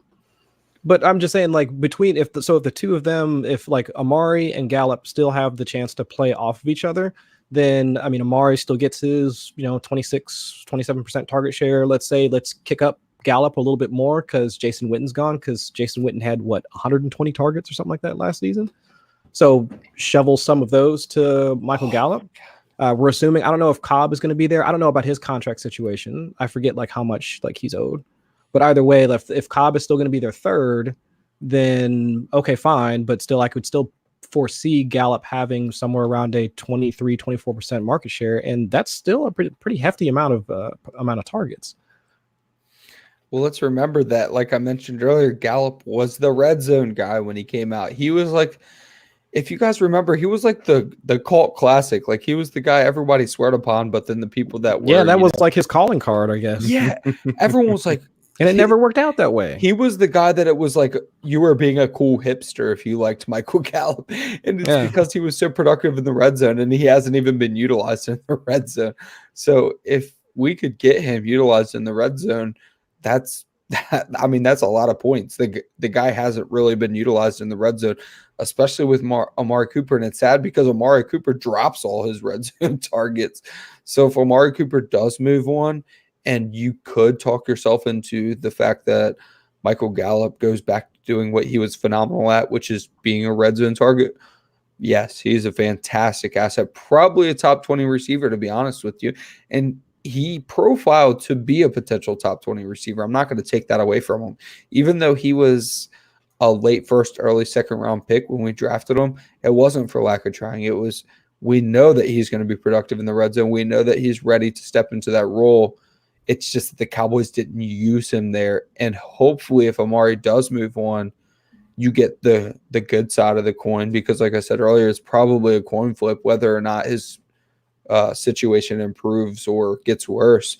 But if his situation improves, you might be seeing a rocket ship for Michael Gallup. Mm-hmm. And going back to what you said as well earlier, Adam, mentioning not being able to sign both of them, is that, I don't want to necessarily go back to it for a long time, but is that true? I mean, it seems like they have possibly the cap to do it, or even just, I've heard tagging one or Sure. even both with the transition tag. So, I mean, I don't know. I feel like they could keep both even. Well, Why Ezekiel not both? put him in a very, very poor situation. So Yeah. for dynasty purposes, we do care about the fact that they can tag, and they can tag Dak. They would tag Dak. I don't think that they would tag Amari. So they would tag Dak and they would pay Amari. But then we'd be talking about the same conversation next year. And this is dynasty, so we're trying to look at our long-term assets. So For at least a 2 to 3 year window. Sure, at least for a 2 to 3 year window. Exactly. That's what I was talking about earlier. So Yeah, I saw your little shit talk on Twitter. So my point is, there's no, if they do tag Dak, just know, be wary of your guys. Be wary of your guys, because if they do tag Dak and they sign Amari, they're not getting Dak. They're not. So you're not getting long-term Dak. You might be suffering through some troubling periods, and if you are struggling through some suffering periods, especially if Amari and ascending Gallup are competing for touches, that's not necessarily good for you. So you're losing Dak and you're getting Amari and Gallup kind of meeting in the middle. You don't want that as a dynasty owner. So they really they put themselves in a horrible situation with signing Zeke. And now hopefully, you know what, honestly, just rip the Band-Aid off. I hope that they just sign Amari, or they just sign Dak and let one of the other ones go for Gallup owners. And if they do that, we get clarity. And honestly, like I said earlier, Michael Gallup could be through the roof. I could see him being a top 20 receiver. So, but keeping Amari and keeping Gallup, why can't Gallup be the Crabtree to the Raiders version of Amari Cooper? They just didn't use him that way. They should have. I 100% agree with you. They should. Yeah, if he starts catching touchdowns like Crabtree did, they could. Yeah. But that's assumption of rational coaching, which never works for us.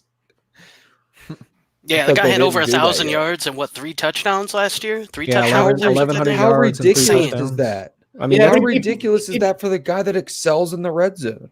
Yeah. If you take out week 17, that takes away 3 of his touchdowns on the year for Gallup, so it's tough. Good point. Good point. I'm not a big fan of counting week 17 overall. No, I don't think. Yeah, you're right. You're right. Y'all are right. That's crazy because it's 0 touchdowns for a guy who came out as a red zone specialist. That's kind of like JJ Arcega-Whiteside last year was the red zone specialist. I talked to people at work about JJ Arcega-Whiteside because I work with a few Eagle fans, and they were like, they didn't know anything about him. And I was like, you know what? He's not going to do a whole lot except for catch every single pass that's thrown to him in the red zone. And that's kind of how I felt about Michael Gallup 2 years ago. It was like the guy's going to make up his points in the red zone. It's just very unfortunate that the Cowboys didn't utilize him that way. Now that they got that analytics guy, Mike McCarthy. Right. And it feels like he's just had a perfect kind of ascension too, coming into the league. Like you just don't really get this opportunity, and we're here like complaining about I mean, and we're being realistic, not, it's not negative necessarily. It's totally fair, but it's just like, this is what you want with a rookie wide receiver, to have what he had the first year, have what he had the second year, and he was even cut short a little bit with 2 or 3 games, maybe even 4 games with the meniscus thing. So this is exactly what you want. And I'm not necessarily afraid of Amari. So the only thing is they're going to keep Dak. The Cowboys are going to keep Dak. They whether are. It's franchise tag I know they are. They're going to figure out a contract, whatever. They're not going to let Dak go. In 2020, they are going to keep them. But the smart thing is to just cut ties with Amari Cooper and sign Dak. But the unfortunate thing is, it is very important to keep a wide receiver as predominant as Amari, even if we don't want to admit it. And one that they traded for using a first-round pick in order to do so. And they have to justify that to their insane fan base. their fan base is going to want that too. So they got themselves in a terrible situation. It's just unfortunate because I don't want to be the 0 RB guy. Like, I get it, but you destroyed your team by signing this running back. And then Tony Pollard had better efficiency numbers than the running back that you spent $96 million on. You know what I mean? So now we have to have this conversation because of this running back that's standing off to the side that's going to produce just as much as the running back that's behind him. It's just unfortunate. So a little off track here, but how much are the haters rooting for Tom Brady to sign with the Dallas Cowboys? I mean, that would be so cool. How much do people want to hate on that team? That would be cool. Yeah, they're going to win the haters club right there. Hate. They're going to be hating on them Cowboys the whole time. I will pass out if Tom Brady signs with the Cowboys. That's just too much. He might step in and say, "Look, I'm throwing to Michael Gallup in the red zone," because he's going to be the boss at that point. Right. He's going to tell Mike McCarthy, "Hey, I'm throwing to Michael Gallup in the red zone. I saw his tape coming out." I like sign with another team that doesn't have a tight end. Yeah. All right. Speaking of tight ends, you see Greg Olsen signed with the Seahawks. Pretty cool. Yeah, that sucks for Will Dissly. I really thought that they had something going on with him this past season, unless his injury isn't coming along as quick as they hoped. That injury is bad. It's yeah. Didn't he tear his patellar tendon the year before too? Like Dissly's had a couple of potentially he's had some injuries. gruesome. I was hoping for some Jacob Hollister action in 2020. Yeah, Hollister was looking good too. So I was kind of surprised at the signing. I know he was kicking around like Buffalo and I think like one other spot. Like Washington. Redskins, yeah. Because Vernon Davis retired. Yeah. And Jordan Reed is still in concussion. How crazy is that? 6 months. It's been 6 months and he's still in concussion protocol. At some point, you have to force retire the guy. It's fair. I'm not kidding at all. That's very sad. Like at some point, somebody has to step in and say, "No, you can't come back." Well, he give him a severance buyout. Reed might just be waiting for like some sort of payday with that. Yeah, for his long-term health, he can't be. Yeah. Yeah. But yeah, I thought it was kind of odd. I mean, out of all the things that Seattle actually needs, another tight end I didn't think was on their list of things that they need. I mean, they need healthy running backs. That's what they need. They need offensive linemen. That's what they need. They need linebackers and a corner. I didn't think they need another tight end. So it was just kind of bizarre. I mean, unless they got him on the cheap. I didn't see the contract. I think it was 1 year. Yeah, 1 year, $7.5 million. Yeah. That's not a lot. So that's not a lot. So I guess that's good. I kind of love it though for fantasy. Oh, for sure. Greg Olsen, to get 1 year out of him, especially in that 2 tight end league. J Mike. I love it just for having that guy in the locker room. I mean, that makes a lot of sense for people that aren't us because we're just dynasty mindset, we're fantasy mindset. But having Greg Olsen just in the locker room has a dollar value on it in itself. Is he commentating games on the sideline while the defense? He might be. He should double dip. I think he's doing XFL games actually. No joke. He I think he is. Yeah. He did really good too. I'd have to check that out. I didn't know he was doing XFL games. I only caught clips, but it seemed like he did a very good job. Might have to watch the XFL now. Yeah, it's been fun. Wait, did you guys watch? Did you guys watch the 2015 All or Nothing?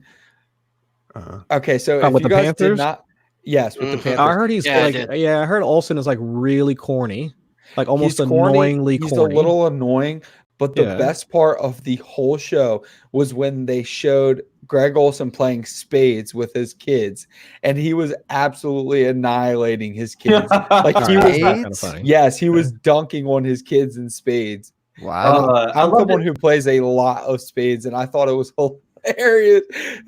He drops. I wish I could remember the scenario, but he dropped the card down and said it doesn't matter on his 6-year-old. Oh my goodness, I love Greg Olsen. My favorite moment of that was when Steve Smith walked up to DJ Moore when he was a rookie. He's like, "Hey man, should I start you?" Yeah. Oh yeah. I got this flex spot right here that could be about anybody. Should I start you? And DJ Moore kind of sits here. He's like, Steve Smith, this is like what I aspire to be. And he goes, yeah, you should start me. Like, but Will, it was so good.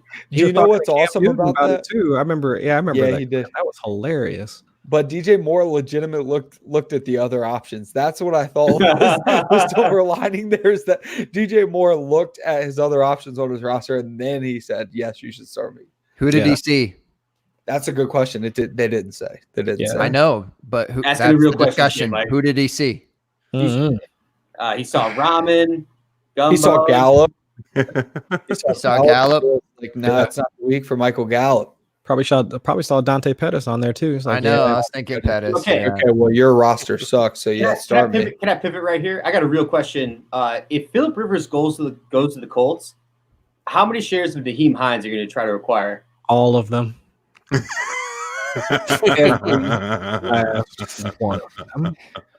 he even a different person than Jacoby Brissett? Are they not? Have you seen them in the same room? Phillip Rivers' dump-off pass to the running back is unprecedented.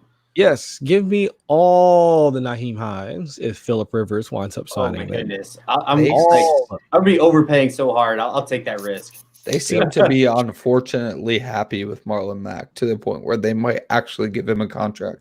Well, he can have that Melvin Gordon role of getting 10 to 12 rushing touchdowns a season, and Naheem Hines can take the Austin Eckler role, and they can both be all right. Yeah. Naheem Hines is Austin Eckler on steroids, I feel like, when it comes to athleticism. So, I don't know. Did you see how many muscle ups that dude just did on Twitter? My goodness. Is it pretty sick? I saw 12 muscle ups. You know how crazy that is? I didn't realize. Is that a CrossFit term? I have no idea what those are. I just feel like my body would collapse if I even tried it one. I apologize. That is a in pull terms up of into spaghetti. a dip. That is a full body pull up into a full body dip, and it is very difficult. And I just saw Austin Eckler do 12 today. No. Yeah. Yeah, it reminded me of Christian McCaffrey when he came in with just like vascular through the roof, and it's like, okay, he's gonna light the world on fire, and then he does. Mm-hmm. I feel like there were so many things to try to be able to talk through with everything that was said. That was good stuff. One thing I do want to just say real quick, and then we've got to get to your beer choice, Gabe, because you put up the bet. You put up the odds, and I chose something. I don't know if anybody else did, but Y'all were talking way too much football. My goodness. it got real up in here. It got real up in here. Just real quick, Devontae Adams over the last 2 seasons. Again, this is my super deep research that I just was doing now. In the last 2 seasons, he's got 23 of 27 games where he saw 8 or more targets. 17 of which double-digit targets. Just want to throw that out there. The man, when he's on the field, Aaron Rodgers is looking for him early and often, no matter if it's Mike McCarthy or with your boy. I can't even think. Matt LaFleur. Matt. Yeah, but to get back, Gabe, what drink did you go with? I bet on the 10-1. Give me the 10-1 odds on the porter. Where'd you end up? That looked too light. Guys, that boy's got some head on it. Got some brain on that, huh, James? Oh, Boddington. Boddingtons. Okay. Hello.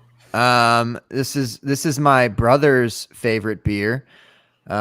Introduced it to me. I had never had it until then, a few years ago, and it's a nitro beer in a can. Yeah.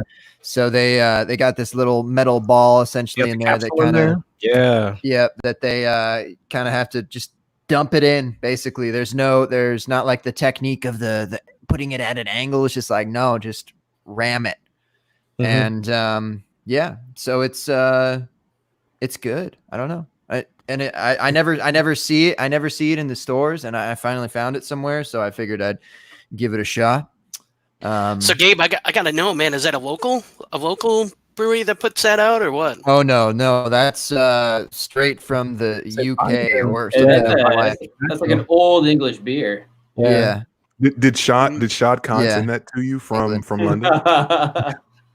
Yeah. Jaguars. We're secretly transitioning. Yeah, and that's part of the process. So Gotcha.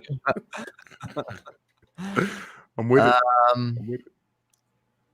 Yeah, but the porter's also delicious. I mean, sorry for anyone who went out with the bets. Anyone else have an idea what I was gonna do? I didn't No, think so. Yeah, it was really, really tough to tell. That's for sure. J Mike, in the nicest way possible, I thought nothing of what beer you were going to drink before on the podcast tonight. I should have. Well, I should have put more thought to it. I probably come up with it. It's actually my wife's favorite beer. No, and I'm not kidding. Like, we often have Boddingtons in the fridge here at the rest of the abode. Yeah. Oh, that's your vibe then, Boddingtons. Yeah, she's much tougher than I am, so she can drink the nitros.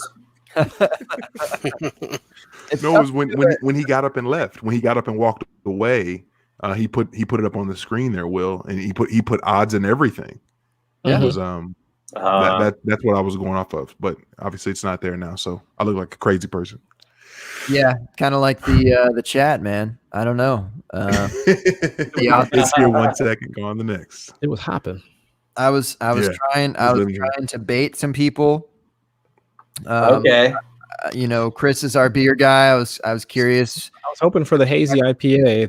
That's personal preference, but I started with that, and that that was a big boy. I don't know if I should have 2 of those, but oh yeah, some of those they can be like 7-8%. Yeah, that's exactly what it is, an 8.1. So, yep. But I was also kind of targeting Adam a little bit with the non-foo-foo whiskey. Just didn't come together like I had hoped, but here we are. Thank you for participating. This is a Boddington's Pub Ale. Shout out to the True Thrill, Will's wife. I thought about buying the real thrill of the household. Real thrill. It's unfortunate they didn't sell 40-ounce versions of White Claw for tonight. Wow, My kind of party. Somewhere, Jake Anderson right now is drinking and saluting you with a White Claw in his hand. So I don't get the Drink you up and hate everything. against the delicious beverage that's low in carbs. I don't get it. No, I'm not. We're not hating on it. It's the I funny am. part that he just did a 40 ounce. A 40 ounce. It just sounds like you just married. That's just an odd couple. why I Like you're couldn't type in marrying the the chat. hood. There were 2 Yeah, hands. you're married. Give me a legit 40 trading ounce, places give me moment. some King Cobra over the White Claw. or something. The White You're the gonna White get Claw on the fat. brown That's paper all it bag. is. Yeah. You get to drink. Give Yeah. me some Colt 45 over. You know what? White Take Claw. all your Colt 45s, but you're gonna get all those carbs with it, and then you're gonna That's get fine. fat, and then the joke's on you. Anybody drinking a 40-ounce does not care about getting fat. I can Exactly. Oh That's man, like, let's go I shake drank my hips. one Like, 140 ounce in my whole life. It was the night before I left for the Navy, and we found a random place in the woods. Drank 140 ounce, and you know what? I didn't enjoy it. I didn't enjoy it. If You it were didn't White drink Claw, tape it to your hand. oh yeah. Well, no. If I had 2 40 ounces, I would have taped Yeah. it to my hand. Okay. It would have. Right. Passed out. I already knew you would have passed. I would have. Yeah. Yeah. Tipsy We after had- like Yeah. 80 ounces of beer. Oh my goodness. Well, I think for every 40, you can just do one of those Eckler ups, and then you're good. there you go. Work it all out. Sweat it out. Do I get to take weight off my body or not? Like, Well, when you vomit, you will for sure. See? so Devonta Adams last year versus Michael Thomas. Let's just do a quick comparison. Which one's 15? Yeah. Sure. Jesus. Transition. Perfect. I love it. Michael Thomas outscored him over 7 points a game. I'm just like, I don't know about that Packers passing game in their ADP. future. I'm worried. Well, it was the first year with a new coach that almost never pans out. So It's that I mean- foot and head. Yeah. maybe. The passing game was really effective in Tennessee when he was there with Mario. Oh, wait, no, it wasn't. Mariota? Hey, no Mariota slander That in was this like house. golfing with. a Oh, hand. no, J. Mike. I'm just going to be quiet now. I'm going to mute my mic because it's still going to happen. I think Oh my Mariota- goodness. I think Mariota's going to the Cowboys, right? No, I've got a Like the same question. passer. Can Yeah. anyone explain to me the plays where Marcus Mariota came in? Anyone? They ran normal quarterback plays, but with Marcus Mariota instead of Ryan Tannehill. I don't get it. It was like when Lamar Jackson came in for Joe Flacco, but not at all because No, it was like they when, ran the same plays. what was it? I think Tyrod Taylor like came in for Phillip Rivers at random times throughout this past season. Yeah, like he had like a number of snaps Okay, but for Marcus, like that's randomly. That's the problem, though. Like Tyrod Taylor is like Tyrod Taylor. Marcus Right. Mariota literally just came in and took quarterback snaps. Yeah, at Marcus random Mariota wishes certain he was times. Tyrod Taylor. Yeah, Right. It was like randomly send them Exactly. in. Exactly. Uh, I never understood that. So No. quarterback wise, guys, I got I've been struggling with this quite a bit. Is Drew Lock's value moving into next year? Oh my god. I tried to move for him in a couple of Superflex leagues, and it's gone very poorly to the Drew Lock owner. As far as like, I can't like, they want a lot, and he was outscored in points per game by Jeff Driscoll last year. So I'm a little bit confused on where his are we seeing the upside? Are you guys like moving him into the, I don't know, like top 18 quarterbacks for next year? February ADP has him at 22, or excuse me, 23 amongst quarterbacks. Yeah, 18 feels a little high. Okay. What did he Yeah, play, that 4 was that was just a guess of a number. Yeah. Is that 4 games? 4 games for Drew Lock, I think. Yep. 4 or 5. Yeah, I don't know. I like him. I like him, to be honest with you. I think he looked like the real deal. I think he looked at the point in the season where he came in, I felt like it was almost to the point where we saw Geno Smith for the Giants. It's like, okay, I guess we technically have to see him. And that really wasn't the case. The guy produced. And I think they made a bold move taking Noah Fant in the first round because I think they might have wanted Drew Lock there. And they just felt like maybe I can get him in the second round. They took their shot and they made it. James, let me ask you this. As someone who is consistently looking at and diving in on Superflex values, what's the value put on these young quarterbacks who are likely in positions to where they're not necessarily threatened by competition? I'm curious, and I don't think there's necessarily a set answer. I'm not looking for you to like solve this riddle, solve for X here. But what? Hey, what? At least, no. I'm sorry, Gabe. No, this is not an actual math equation. Yeah. Calm down. The Boddingtons bodied him. So yeah, what do you believe? What do you believe that to be, James? I'm curious your thoughts on that. Yeah, that's a really good question, J. Mike, because I think it's interesting with the quarterback position. I don't know that youth matters quite as much just because these guys are playing until they're like 40, when they're good. So the youth is nice because, that you can lock up a position for a long time. However, I think sometimes we overvalue youth in at the quarterback position. But I will say this, with Drew Lock, with Daniel Jones, with guys like that, and Kyler Murray, the great thing about that is that I think those teams are in a position or have already surrounded in some of those situations those young quarterbacks with playmakers. I mean, you look at Denver, you have Noah Fant, who's a young tight end on the up. Cortland Sutton is a guy who I think we're all pretty high on as an ascending asset, and it looks like they're in the market to add another wide receiver at this point. So I think the talent around Drew Lock is going to make him desirable. You look at guys like Daniel Jones, who has Saquon Barkley, in the same backfield that with him. Slayton was a guy who really came on last year and showed really well and good chemistry with Daniel Jones. And then you got Kyler Murray, who, I mean, we know with Christian Kirk, and then they drafted 3 wide receivers, and Arizona might be drafting another receiver this year. I mean, there's a lot of talk to that too. So the young running backs the young quarterbacks rather that came into the league this past year, I feel like are surrounded by a lot of good young talent, or we expect them to add good young talent around them. So I think that is where their value kind of gets inflated a little bit too much, in my opinion, because of that. I don't think that's always going to be the case. I think we're going to see some guys go to some situations, and Cincinnati might be one of them, where you look at Joe Burrow and if he's the pick there, and you go, boy, I like some of those pieces. I like Joe Mixon, but that line leaves a lot to be desired.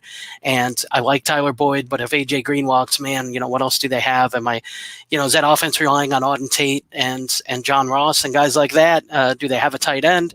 So, I mean, I think I don't know that situation is going to play out as well as it did this past season, but I think all the quarterbacks that came out this past year needed that. They really needed a good supporting cast to kind of succeed. So it's interesting to me. I think, like you said, J. Mike, the quarterbacks are valued differently when they're younger, and I think sometimes we overvalue the youth there. I have a What question. about a guy like Cam? Sorry to interrupt you there, Adam. Go ahead, Gabe. I was just curious about, I mean, Cam Newton, you know, I think I guess you could just bake in, you know, the injury, I guess, but possibly just, you know, completion percentage, I think is the hugest worry for Cam Newton, considering he seemed to have been more effective with his legs. So, and that is more of a kind of a trend with these up and coming quarterbacks, is that they're certainly more mobile. So yeah, they can play that till they're 40, but they're definitely going to have to learn how to pass like Russell Wilson. So, you know, for what it's worth. Yeah, no, that's an excellent point. But I think that comes with age. I think we see a lot of quarterbacks mature in the pocket, become better decision makers, and become a little bit more accurate when they know the playbook really well. They know, you know, where a player is supposed to be and that sort of thing. I think we see that a little bit more often when they mature and they get a little bit older, but really in their youth, that's when I think they can rely heavily on their legs, because it's not, you know, they haven't taken the pounding, and they don't have that age on them.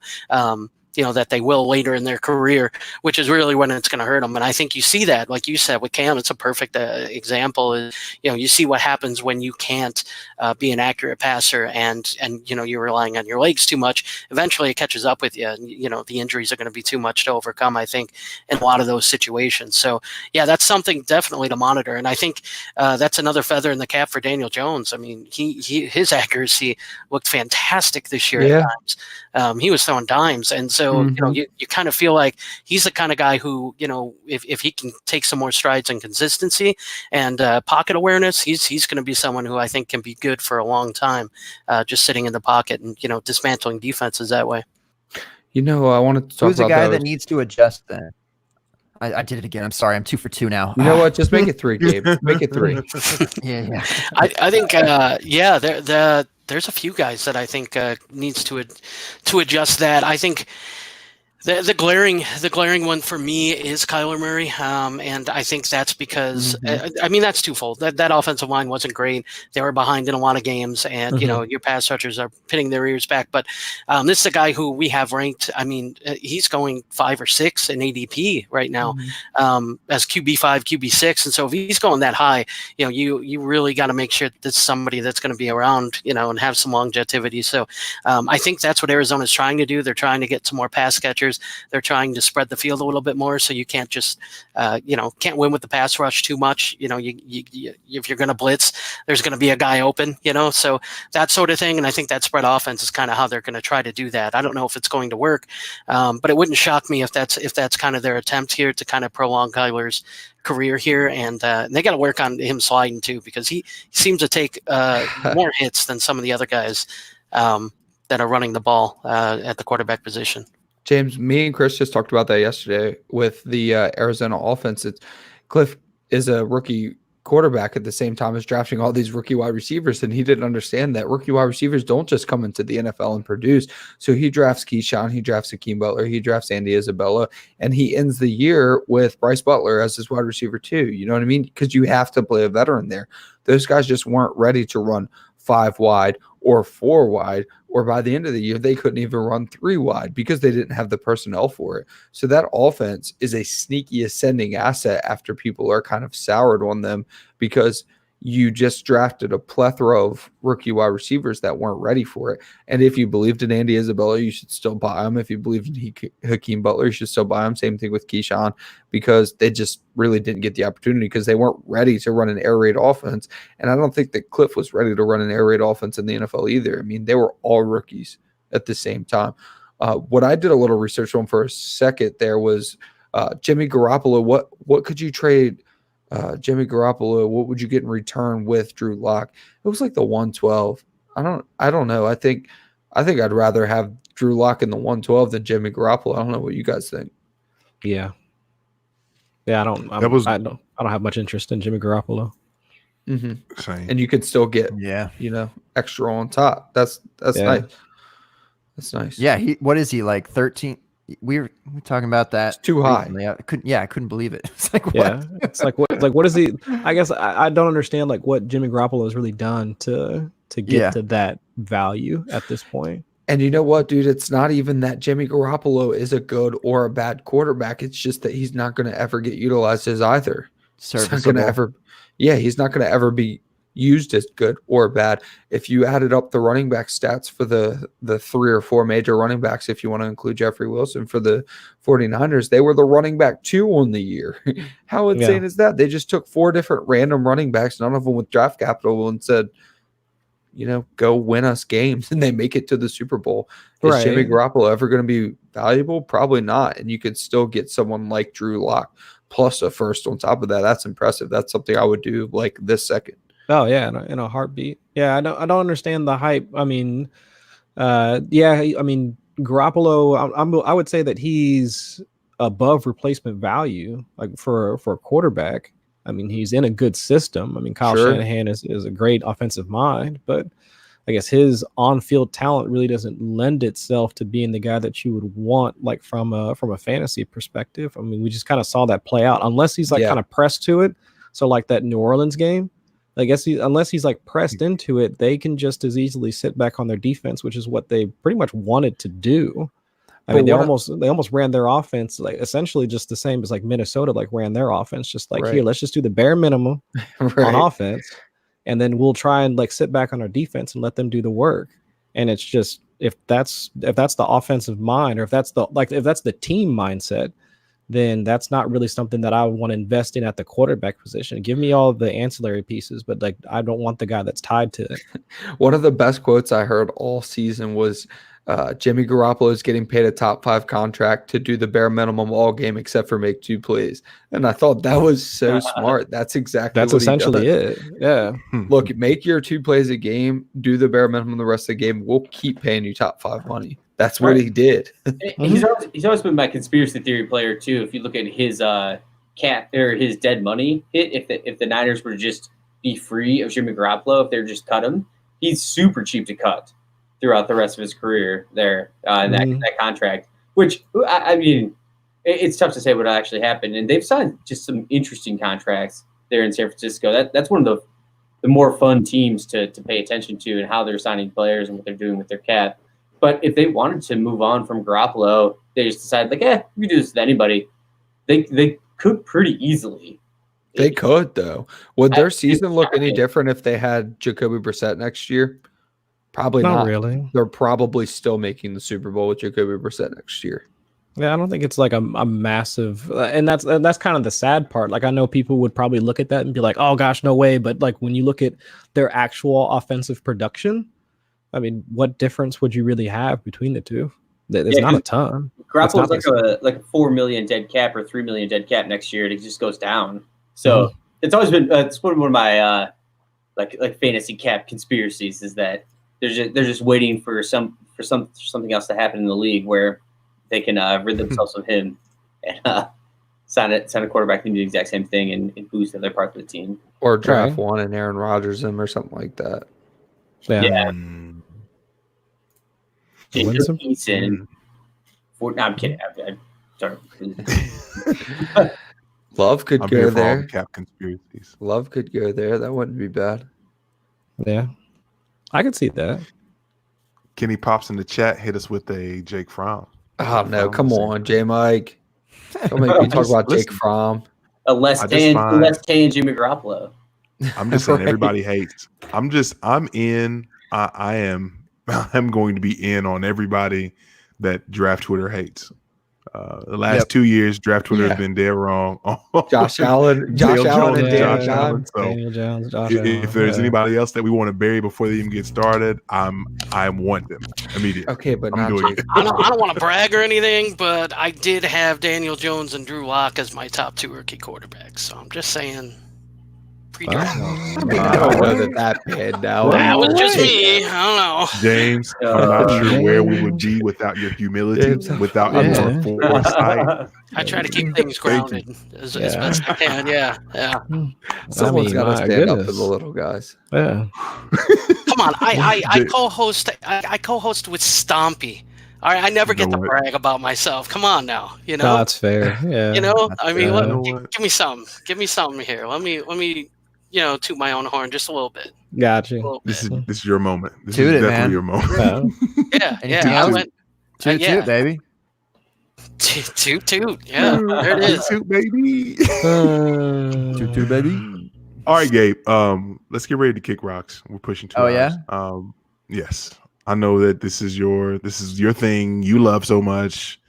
Getting us to the 2 hour mark. In I the midst didn't of it do all. a damn thing this time. Y'all were nuts about Devontae Adams and I don't even Soup. know. And soup. Football, blah blah. Yeah, Yeah, this football, blah blah. Indeed. The beauty of this was though, like how easy was conversation tonight. Yeah. Like we could do this for I don't even know how much. All This was great. night. This was so good. Am I? Say what, huh? Oh, could we? We could do this longer. Is that Theoretically, if you plug the numbers into the model and yeah? don't take into account anything like Okay. fatigue, All for X. family, all these other things. Okay. Like if you plug it into the model spits out a beautiful number that says this could be done for hours on end without delay. So that, I'm just saying. Sounds like Michael Gallup and his success. Mm. Don't consider that Amari could or could not leave. Dak will or will not be there. He had a cup of gumbo yesterday. I don't know, man. All right, 2 more hours. Life was so much more simple with Dikembe Magumbo.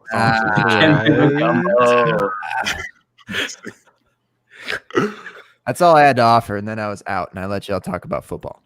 Yeah. But it was easy, and it was great, and look, J Mike, I'll give you this: the 6 thing, it's working out, and by the 6 thing, I mean the 6 humans. Can be Can be done. Is that verified? It can be difficult. Hey, it can be difficult to do that on a podcast, I think. And Adam and I had a couple mishaps. We won't say whose As fault. always. Oh boy. But it went very well, and you know what? I'm impressed. You done good, kid. Great show. This was a great show. We are going to give everyone an opportunity to again introduce themselves and then call out their favorite soup again. You have to use. Can we just start the show over? Like, let's take it from the top.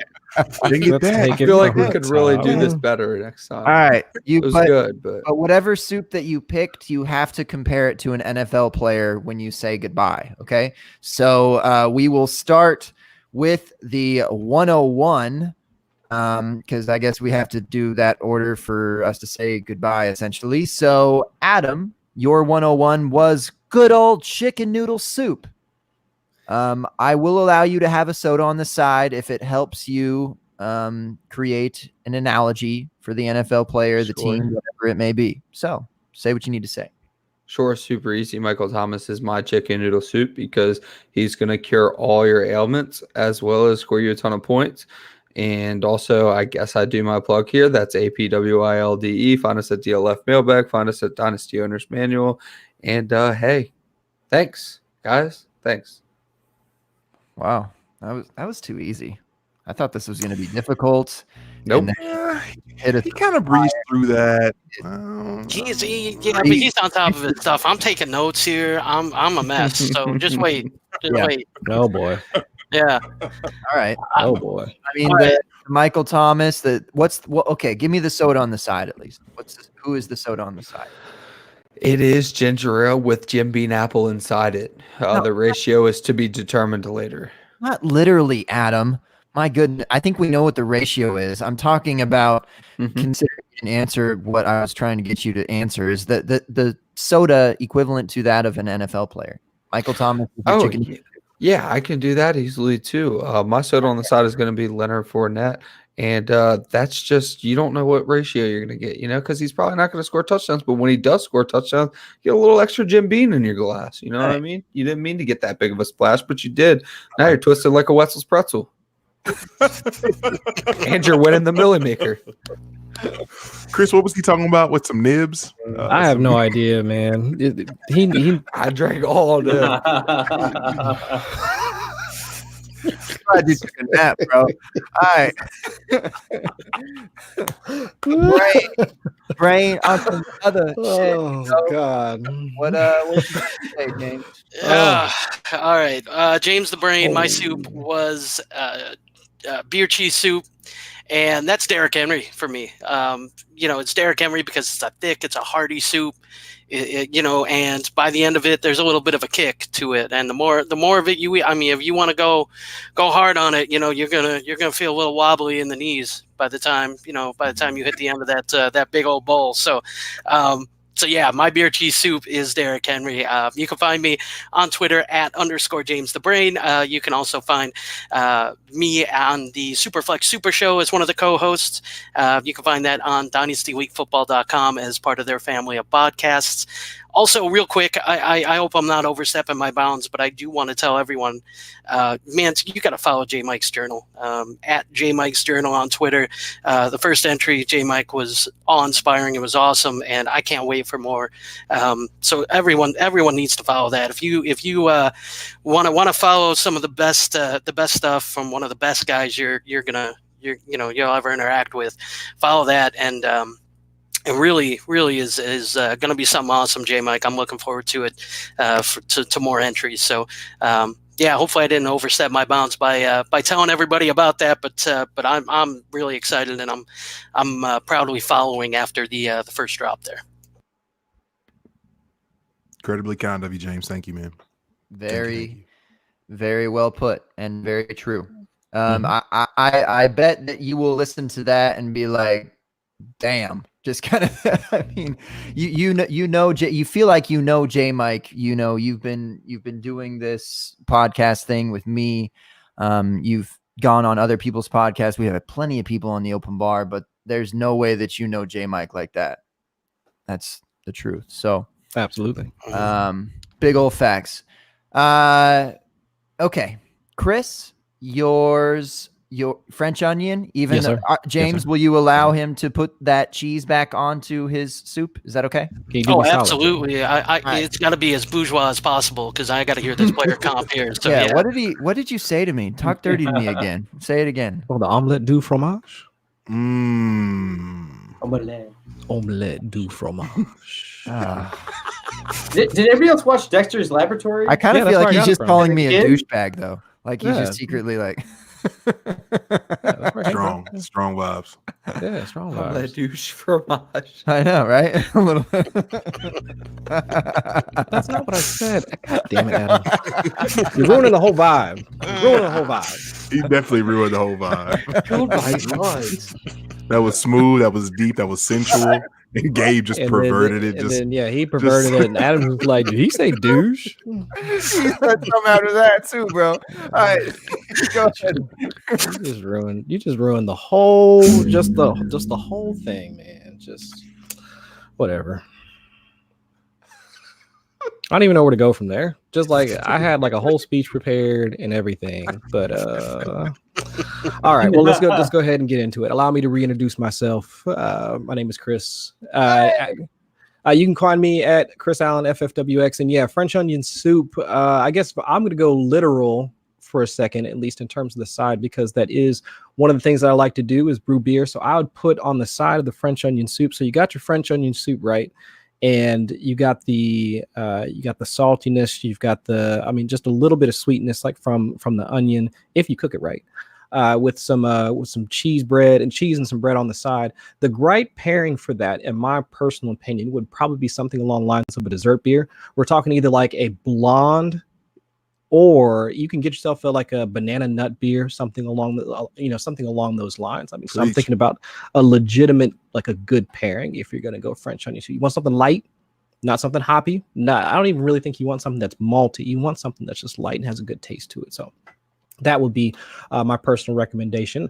But if you're not following me for food, you're definitely following me for beer, and that's what I like to discuss. So you'll see me doing that during the off season. If you're not following me for beer, not following me for food, then let's talk some football. I mean, that's what we're here for, right? Down here at the Open Bar, we talk about life, this, that, and the other, but football seems to be the thing that we revolve around. So you can find me on Twitter, as I mentioned earlier, at Chris Allen FFWX. And yeah, I drag Adam around wherever I can, I guess. I'm kind of stuck with that dude.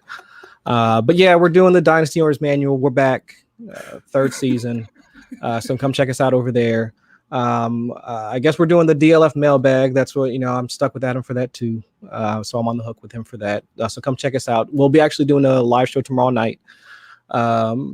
But yeah, between that and also you can find me over at 444, doing like some best ball analysis over there. Actually, our first article dropped today.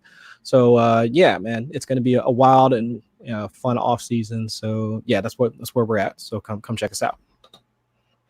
There's never been a better dragging of a co-host.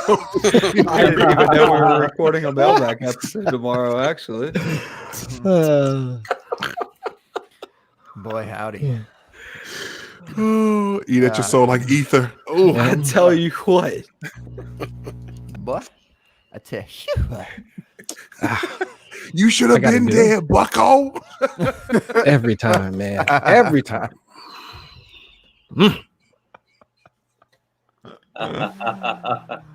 All right. Did you pick, or did you just kind of No, he avoided away the from that? question. He does he avoided that. it? Okay. I avoided Did you?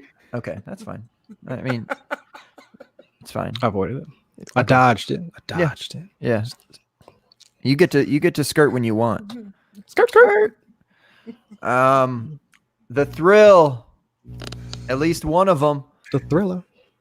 The all-time thrill. So one from Correct. at FF Joes on Twitter and at Roto Librarian on Twitter. They're way better follows than I am. Pretty bad at Twitter, as Jim Mike can attest to when responding to coming onto this. I'm very grateful you guys for having me on. It's been a great time. And I'm at FantasyJoe_Will. Anyway, we're just kind of like, we're a casual podcast. We try to talk about dynasty values in our leagues, and what we're not specifically our leagues, but try to keep everything in the context of potentially other either little snippets or fun facts and things you haven't heard elsewhere.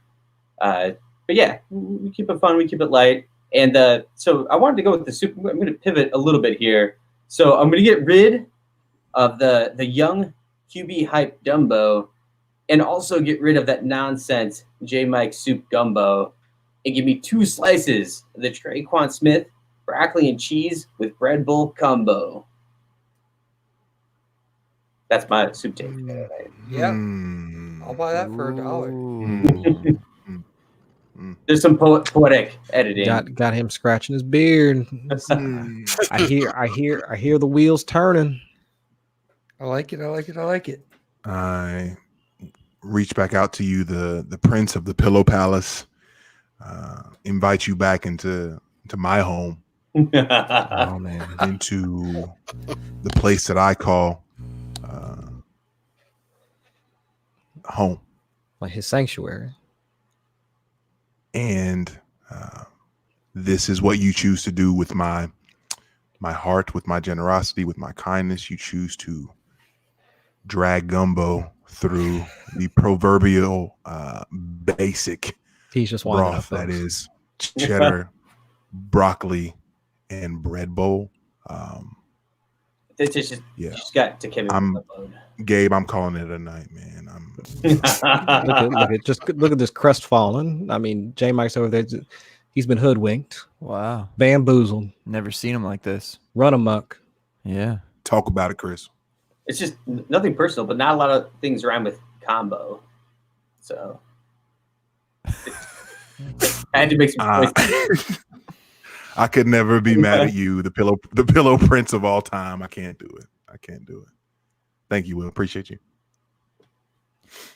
Chris, how do you spell that phrase? I've been trying for like 10 entries on Google how to figure out what the heck you said.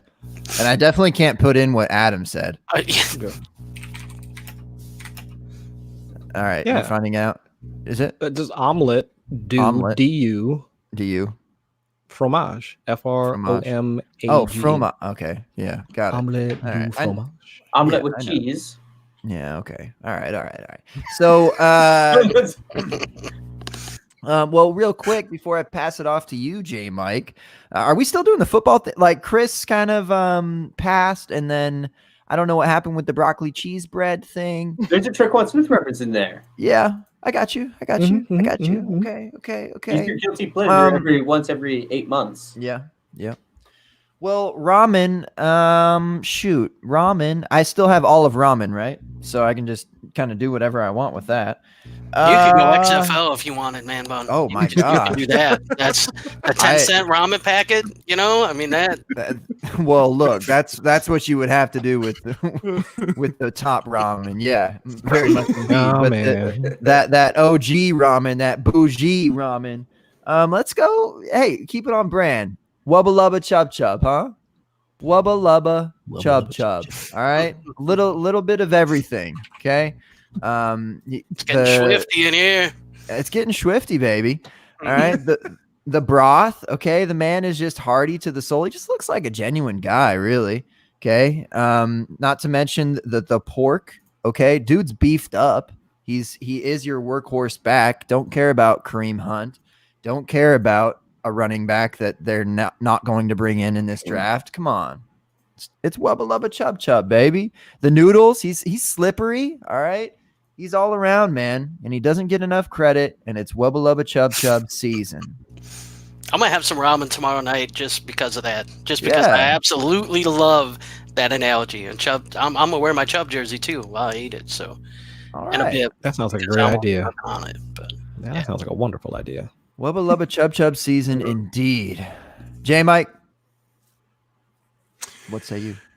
Yeah, so obviously Gumbo was the call for me, and I'm actually just going to say that this is the entire draft class for the LSU Tigers. So no matter if you have in your Superflex leagues, if you want the spice of Joe Burrow, if you want to be able to get the versatility of one Clyde Edwards-Helaire, or if you simply want everyone to sleep on you and still be the best thing, as Ray GQ would say, the hottest thing smoking at the end of the first round in Justin Jefferson. No matter where you choose to take Gumbo, it's going to surprise you. It's going to give you the best bang for your buck. You won't leave disappointed.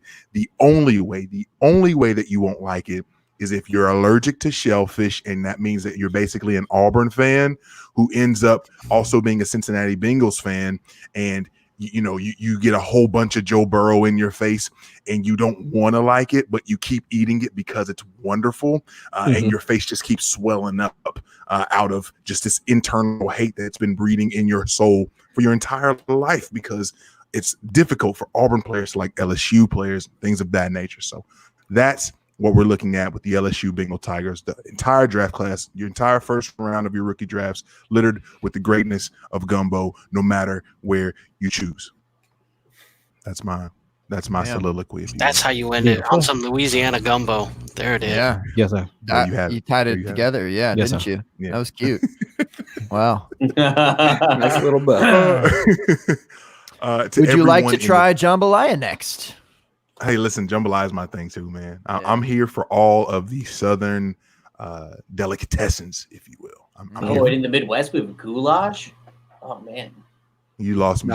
You not lost me. a- Midwest. No Yeah, problem. I no can't really problem, see what's man. in there. I assume it's just a lot Did you of say leftovers. du fromage? No, I need some gumbo. Give me some jambalaya. Give me some etouffee. All of it. Etouffee. One of the Etouffee. things that I'm most excited about for this year, Lord willing, we get there, is I get to spend a couple different instances in the presence of Chris Allen. I think if we have our way, I'm going to be seeing Chris Allen at least 3 times in 2020, That is and correct. Well, I could not be more excited. Specifically, it'll be a wonderful for- time. Wonderful Good time. luck. Well, especially with his grilling and beer making, and I think that we'll have a good time. So, to Oh, our without guests, thank you all so much for joining. I really enjoyed the 6th person, especially just the conversation that was flowing tonight. A bunch of sharp dudes who all have podcasts, who do fantastic work, and I'm truly grateful that you all would join us again. So thank you all to the folks in the chat. Thank you all for keeping it lit tonight. My goodness, it was a good time. Kenny Pops came out. Zach, Bobby, the chat was lit from top to bottom, and we appreciate you all very much. If you're not catching this live on YouTube or on Periscope, then that means you're probably checking out the podcast version, which we appreciate you putting us in your earballs for wherever you are. So I'm not sure that you're going to have a better, or at least a more fun 2 hours plus in your day than spending that with us. But we're grateful that you choose to be able to spend that time with us. You can catch us on Apple Podcasts, Google Play, Stitcher, Spotify. The list goes on, and we appreciate you for checking us out. If you want to drop us a rating or a review, thank you. We'd appreciate that. And if you don't, if you want to share us with a friend, we'd appreciate that too. And if you want to do none of those things, we raise a glass to you anyway, because we appreciate you checking us out one way or another. On Twitter, you can find me on at JMikeCheck, at JMICCheck. You can find the show's handle at the Open Bar Pod, and you can find my main man, the host with the most, Bungie, Genius the MC, Papa G, Gabe GQ, Intro Bro, aka Mr. Gearing If You Nasty, hey, on Twitter at FFManBun. Gabe, take us home. Did you ask Ray? Did you ask other J Mike for the blessing on Gabe GQ? Gabe GQ. I have it. Somebody might I have to have it. contact That might be a Ray. registered trademark. I might need to Right. check in on that. It's all love, Ray. It's all GQ trademark TM. Wow, Please don't steal. that felt good. Yeah, that was fun, man. Flip the page. Dynasty is the newest rage. Ain't no off season. Come on. Great. Talk about All these fish are all over my dynasty. It's February 18th, and we didn't talk about rookies basically at all. That's Who needs them? Hey, that's a welcomed accomplishment for this time of the year. Trade them for bets. Trade them for True. bets. too much time on Dante Pettis and Traycon Smith. Very True. Okay, but I'm sorry. I've got one last thing. I'm sorry. Yeah, go ahead. Yeah, just real quick. And James, appreciate your kind words earlier in regards to the endeavor.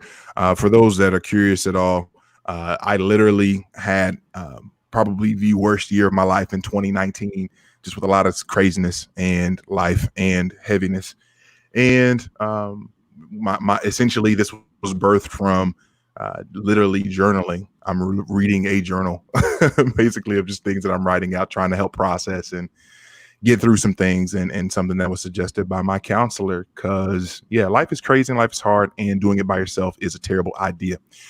So that's if you're curious what James was talking about, that's what J Mike's journal is. It's literally just my thoughts and in reference to journal, and it's part of my processing. And I have no idea if this is something that's going to go on for a few episodes or years or weeks, or if I'm done after this one. I have no idea. But the goal is to be able to help process and get through some things, and hopefully also let people know that they're not alone either. So if it's something to where, again, it is not for everyone, but it's definitely for everyone. So hope it resonates. Hope it's something that you can rock with. And if it's not, that's cool too. And I'm not upset with that in the least bit. But again, this is literally me journaling. It's just writing in a journal and then reading it. And just hope it's something that can help and encourage and just give some perspective. So yeah, that's that. Mm-hmm. It's beautiful, man. I can't say enough about it. I don't know. It just struck me differently. So I can't say anything more than to just check it out yourself. Like it, Yeah. They might be 5 minutes, 10 minutes, 15 minutes. Like that's not a lot of time as far as podcasts go, and it's not even that. So it's just it's a vibe. Do it. All right. So I don't know what else did I mention anything else here? Thank you, everyone. Our guests here. Hey, Chris, is there Yes, any sir. way I could just I don't know, hit you with you talked about beer. So what you peaked on me is the banana nut beer. Yeah. So I've had this banana bread beer before. and I think it was from shout out to Boddington's again from England. But this banana bread beer was just yucky. It was not good. So I don't. Yeah. So I maybe I'm just not acquired to that kind of taste. I drink a lot of beer and I'm open to a lot of beer, but that was just not it for me. There's about 2 beers that have never finished, and that was one. So I'm curious, for one, if you've done that, and 2, I know that your DMs are certainly open to the masses as far as sending beer, but I'd love to explore that. Yeah. I'm actually there are a couple of recipes I've got that I'm cooking up for the summer. As J Mike alluded to, there's a gathering that we'll have like in the June-ish time frame that I'll be putting together a keg for that. And I've got a few other empties that I need to fill up. So yeah, that's one of the ones that I probably want to have. So I've done a recipe similar to that before. It's a Lefse, I think is what it's called. Lefse Belgian Blonde, I believe is like the name of the recipe. But it has like a banana ish type flavor to it. So I think you might be interested in it. Okay. Yeah, the one I had was it's like runts. Yeah. The bananas and runts. Like it was like yeah. it tasted like that, and I was like, "What is this? This ain't right." No. I got you. I got you. All right. Well, we can get you hooked up. Yeah. Hey, J Mike. Hey. Hey. Do we have a show next week? Bro, we do. All right. We do. Nice. That's good news and good to know, because then I can show up here. 9:30 Eastern ish. Drop a link late to all my people and maybe finish some spaghetti, and then run for a beer midway through the pod. All right, put your drinks up, my people. Whether it's empty, whether it's non-alcoholic. Shout out! I saw Deltron in there with the non-alcoholic beer, the Caliber from Guinness. Shout out to the non-alcoholic crew. All right, I went through those beers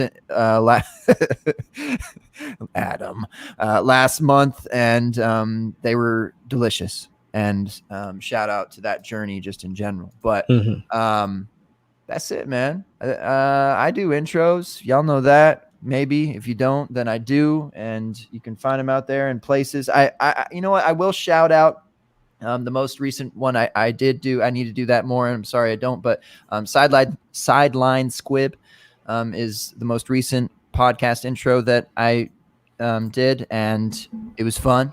I enjoyed it. Like those guys a lot. Very kind. Go check out that podcast, not just for the intro, for the football. That's it. We shoot next week. What is it? Are we still in February? Hey, is the combine this weekend? Is it this weekend? Next weekend. Or is it next? No, next weekend. Next weekend? Yeah. Okay. All right. Well, we can't talk about rookies until after that. So there. Okay. You might have some hand sizes by then. Yeah. something like that. The weights. There you go. Where's liver good when you need them, Will? I actually read a whole data thing on hand sizes and running back production so far, so that didn't come up tonight. Turns out I wouldn't be a great NFL running back. No, you did not. I'm the degenerate who's looking to see if Vegas has odds posted on which player is going to have 2 different hand sizes. They probably right, do. I didn't find nothing, man. I'm telling you, I'm bummed. Yeah. We'll wait. Once it gets closer, I'm sure. Props That's look fun. What? Props look fun. We'll have to talk about that next week or something. All right, let's Get get rid of half the over under. under on the quarterbacks. First round. I know. Fellas. Hey, James, stop it. All All right. right, We sorry. will see you all next week. And this is where I say,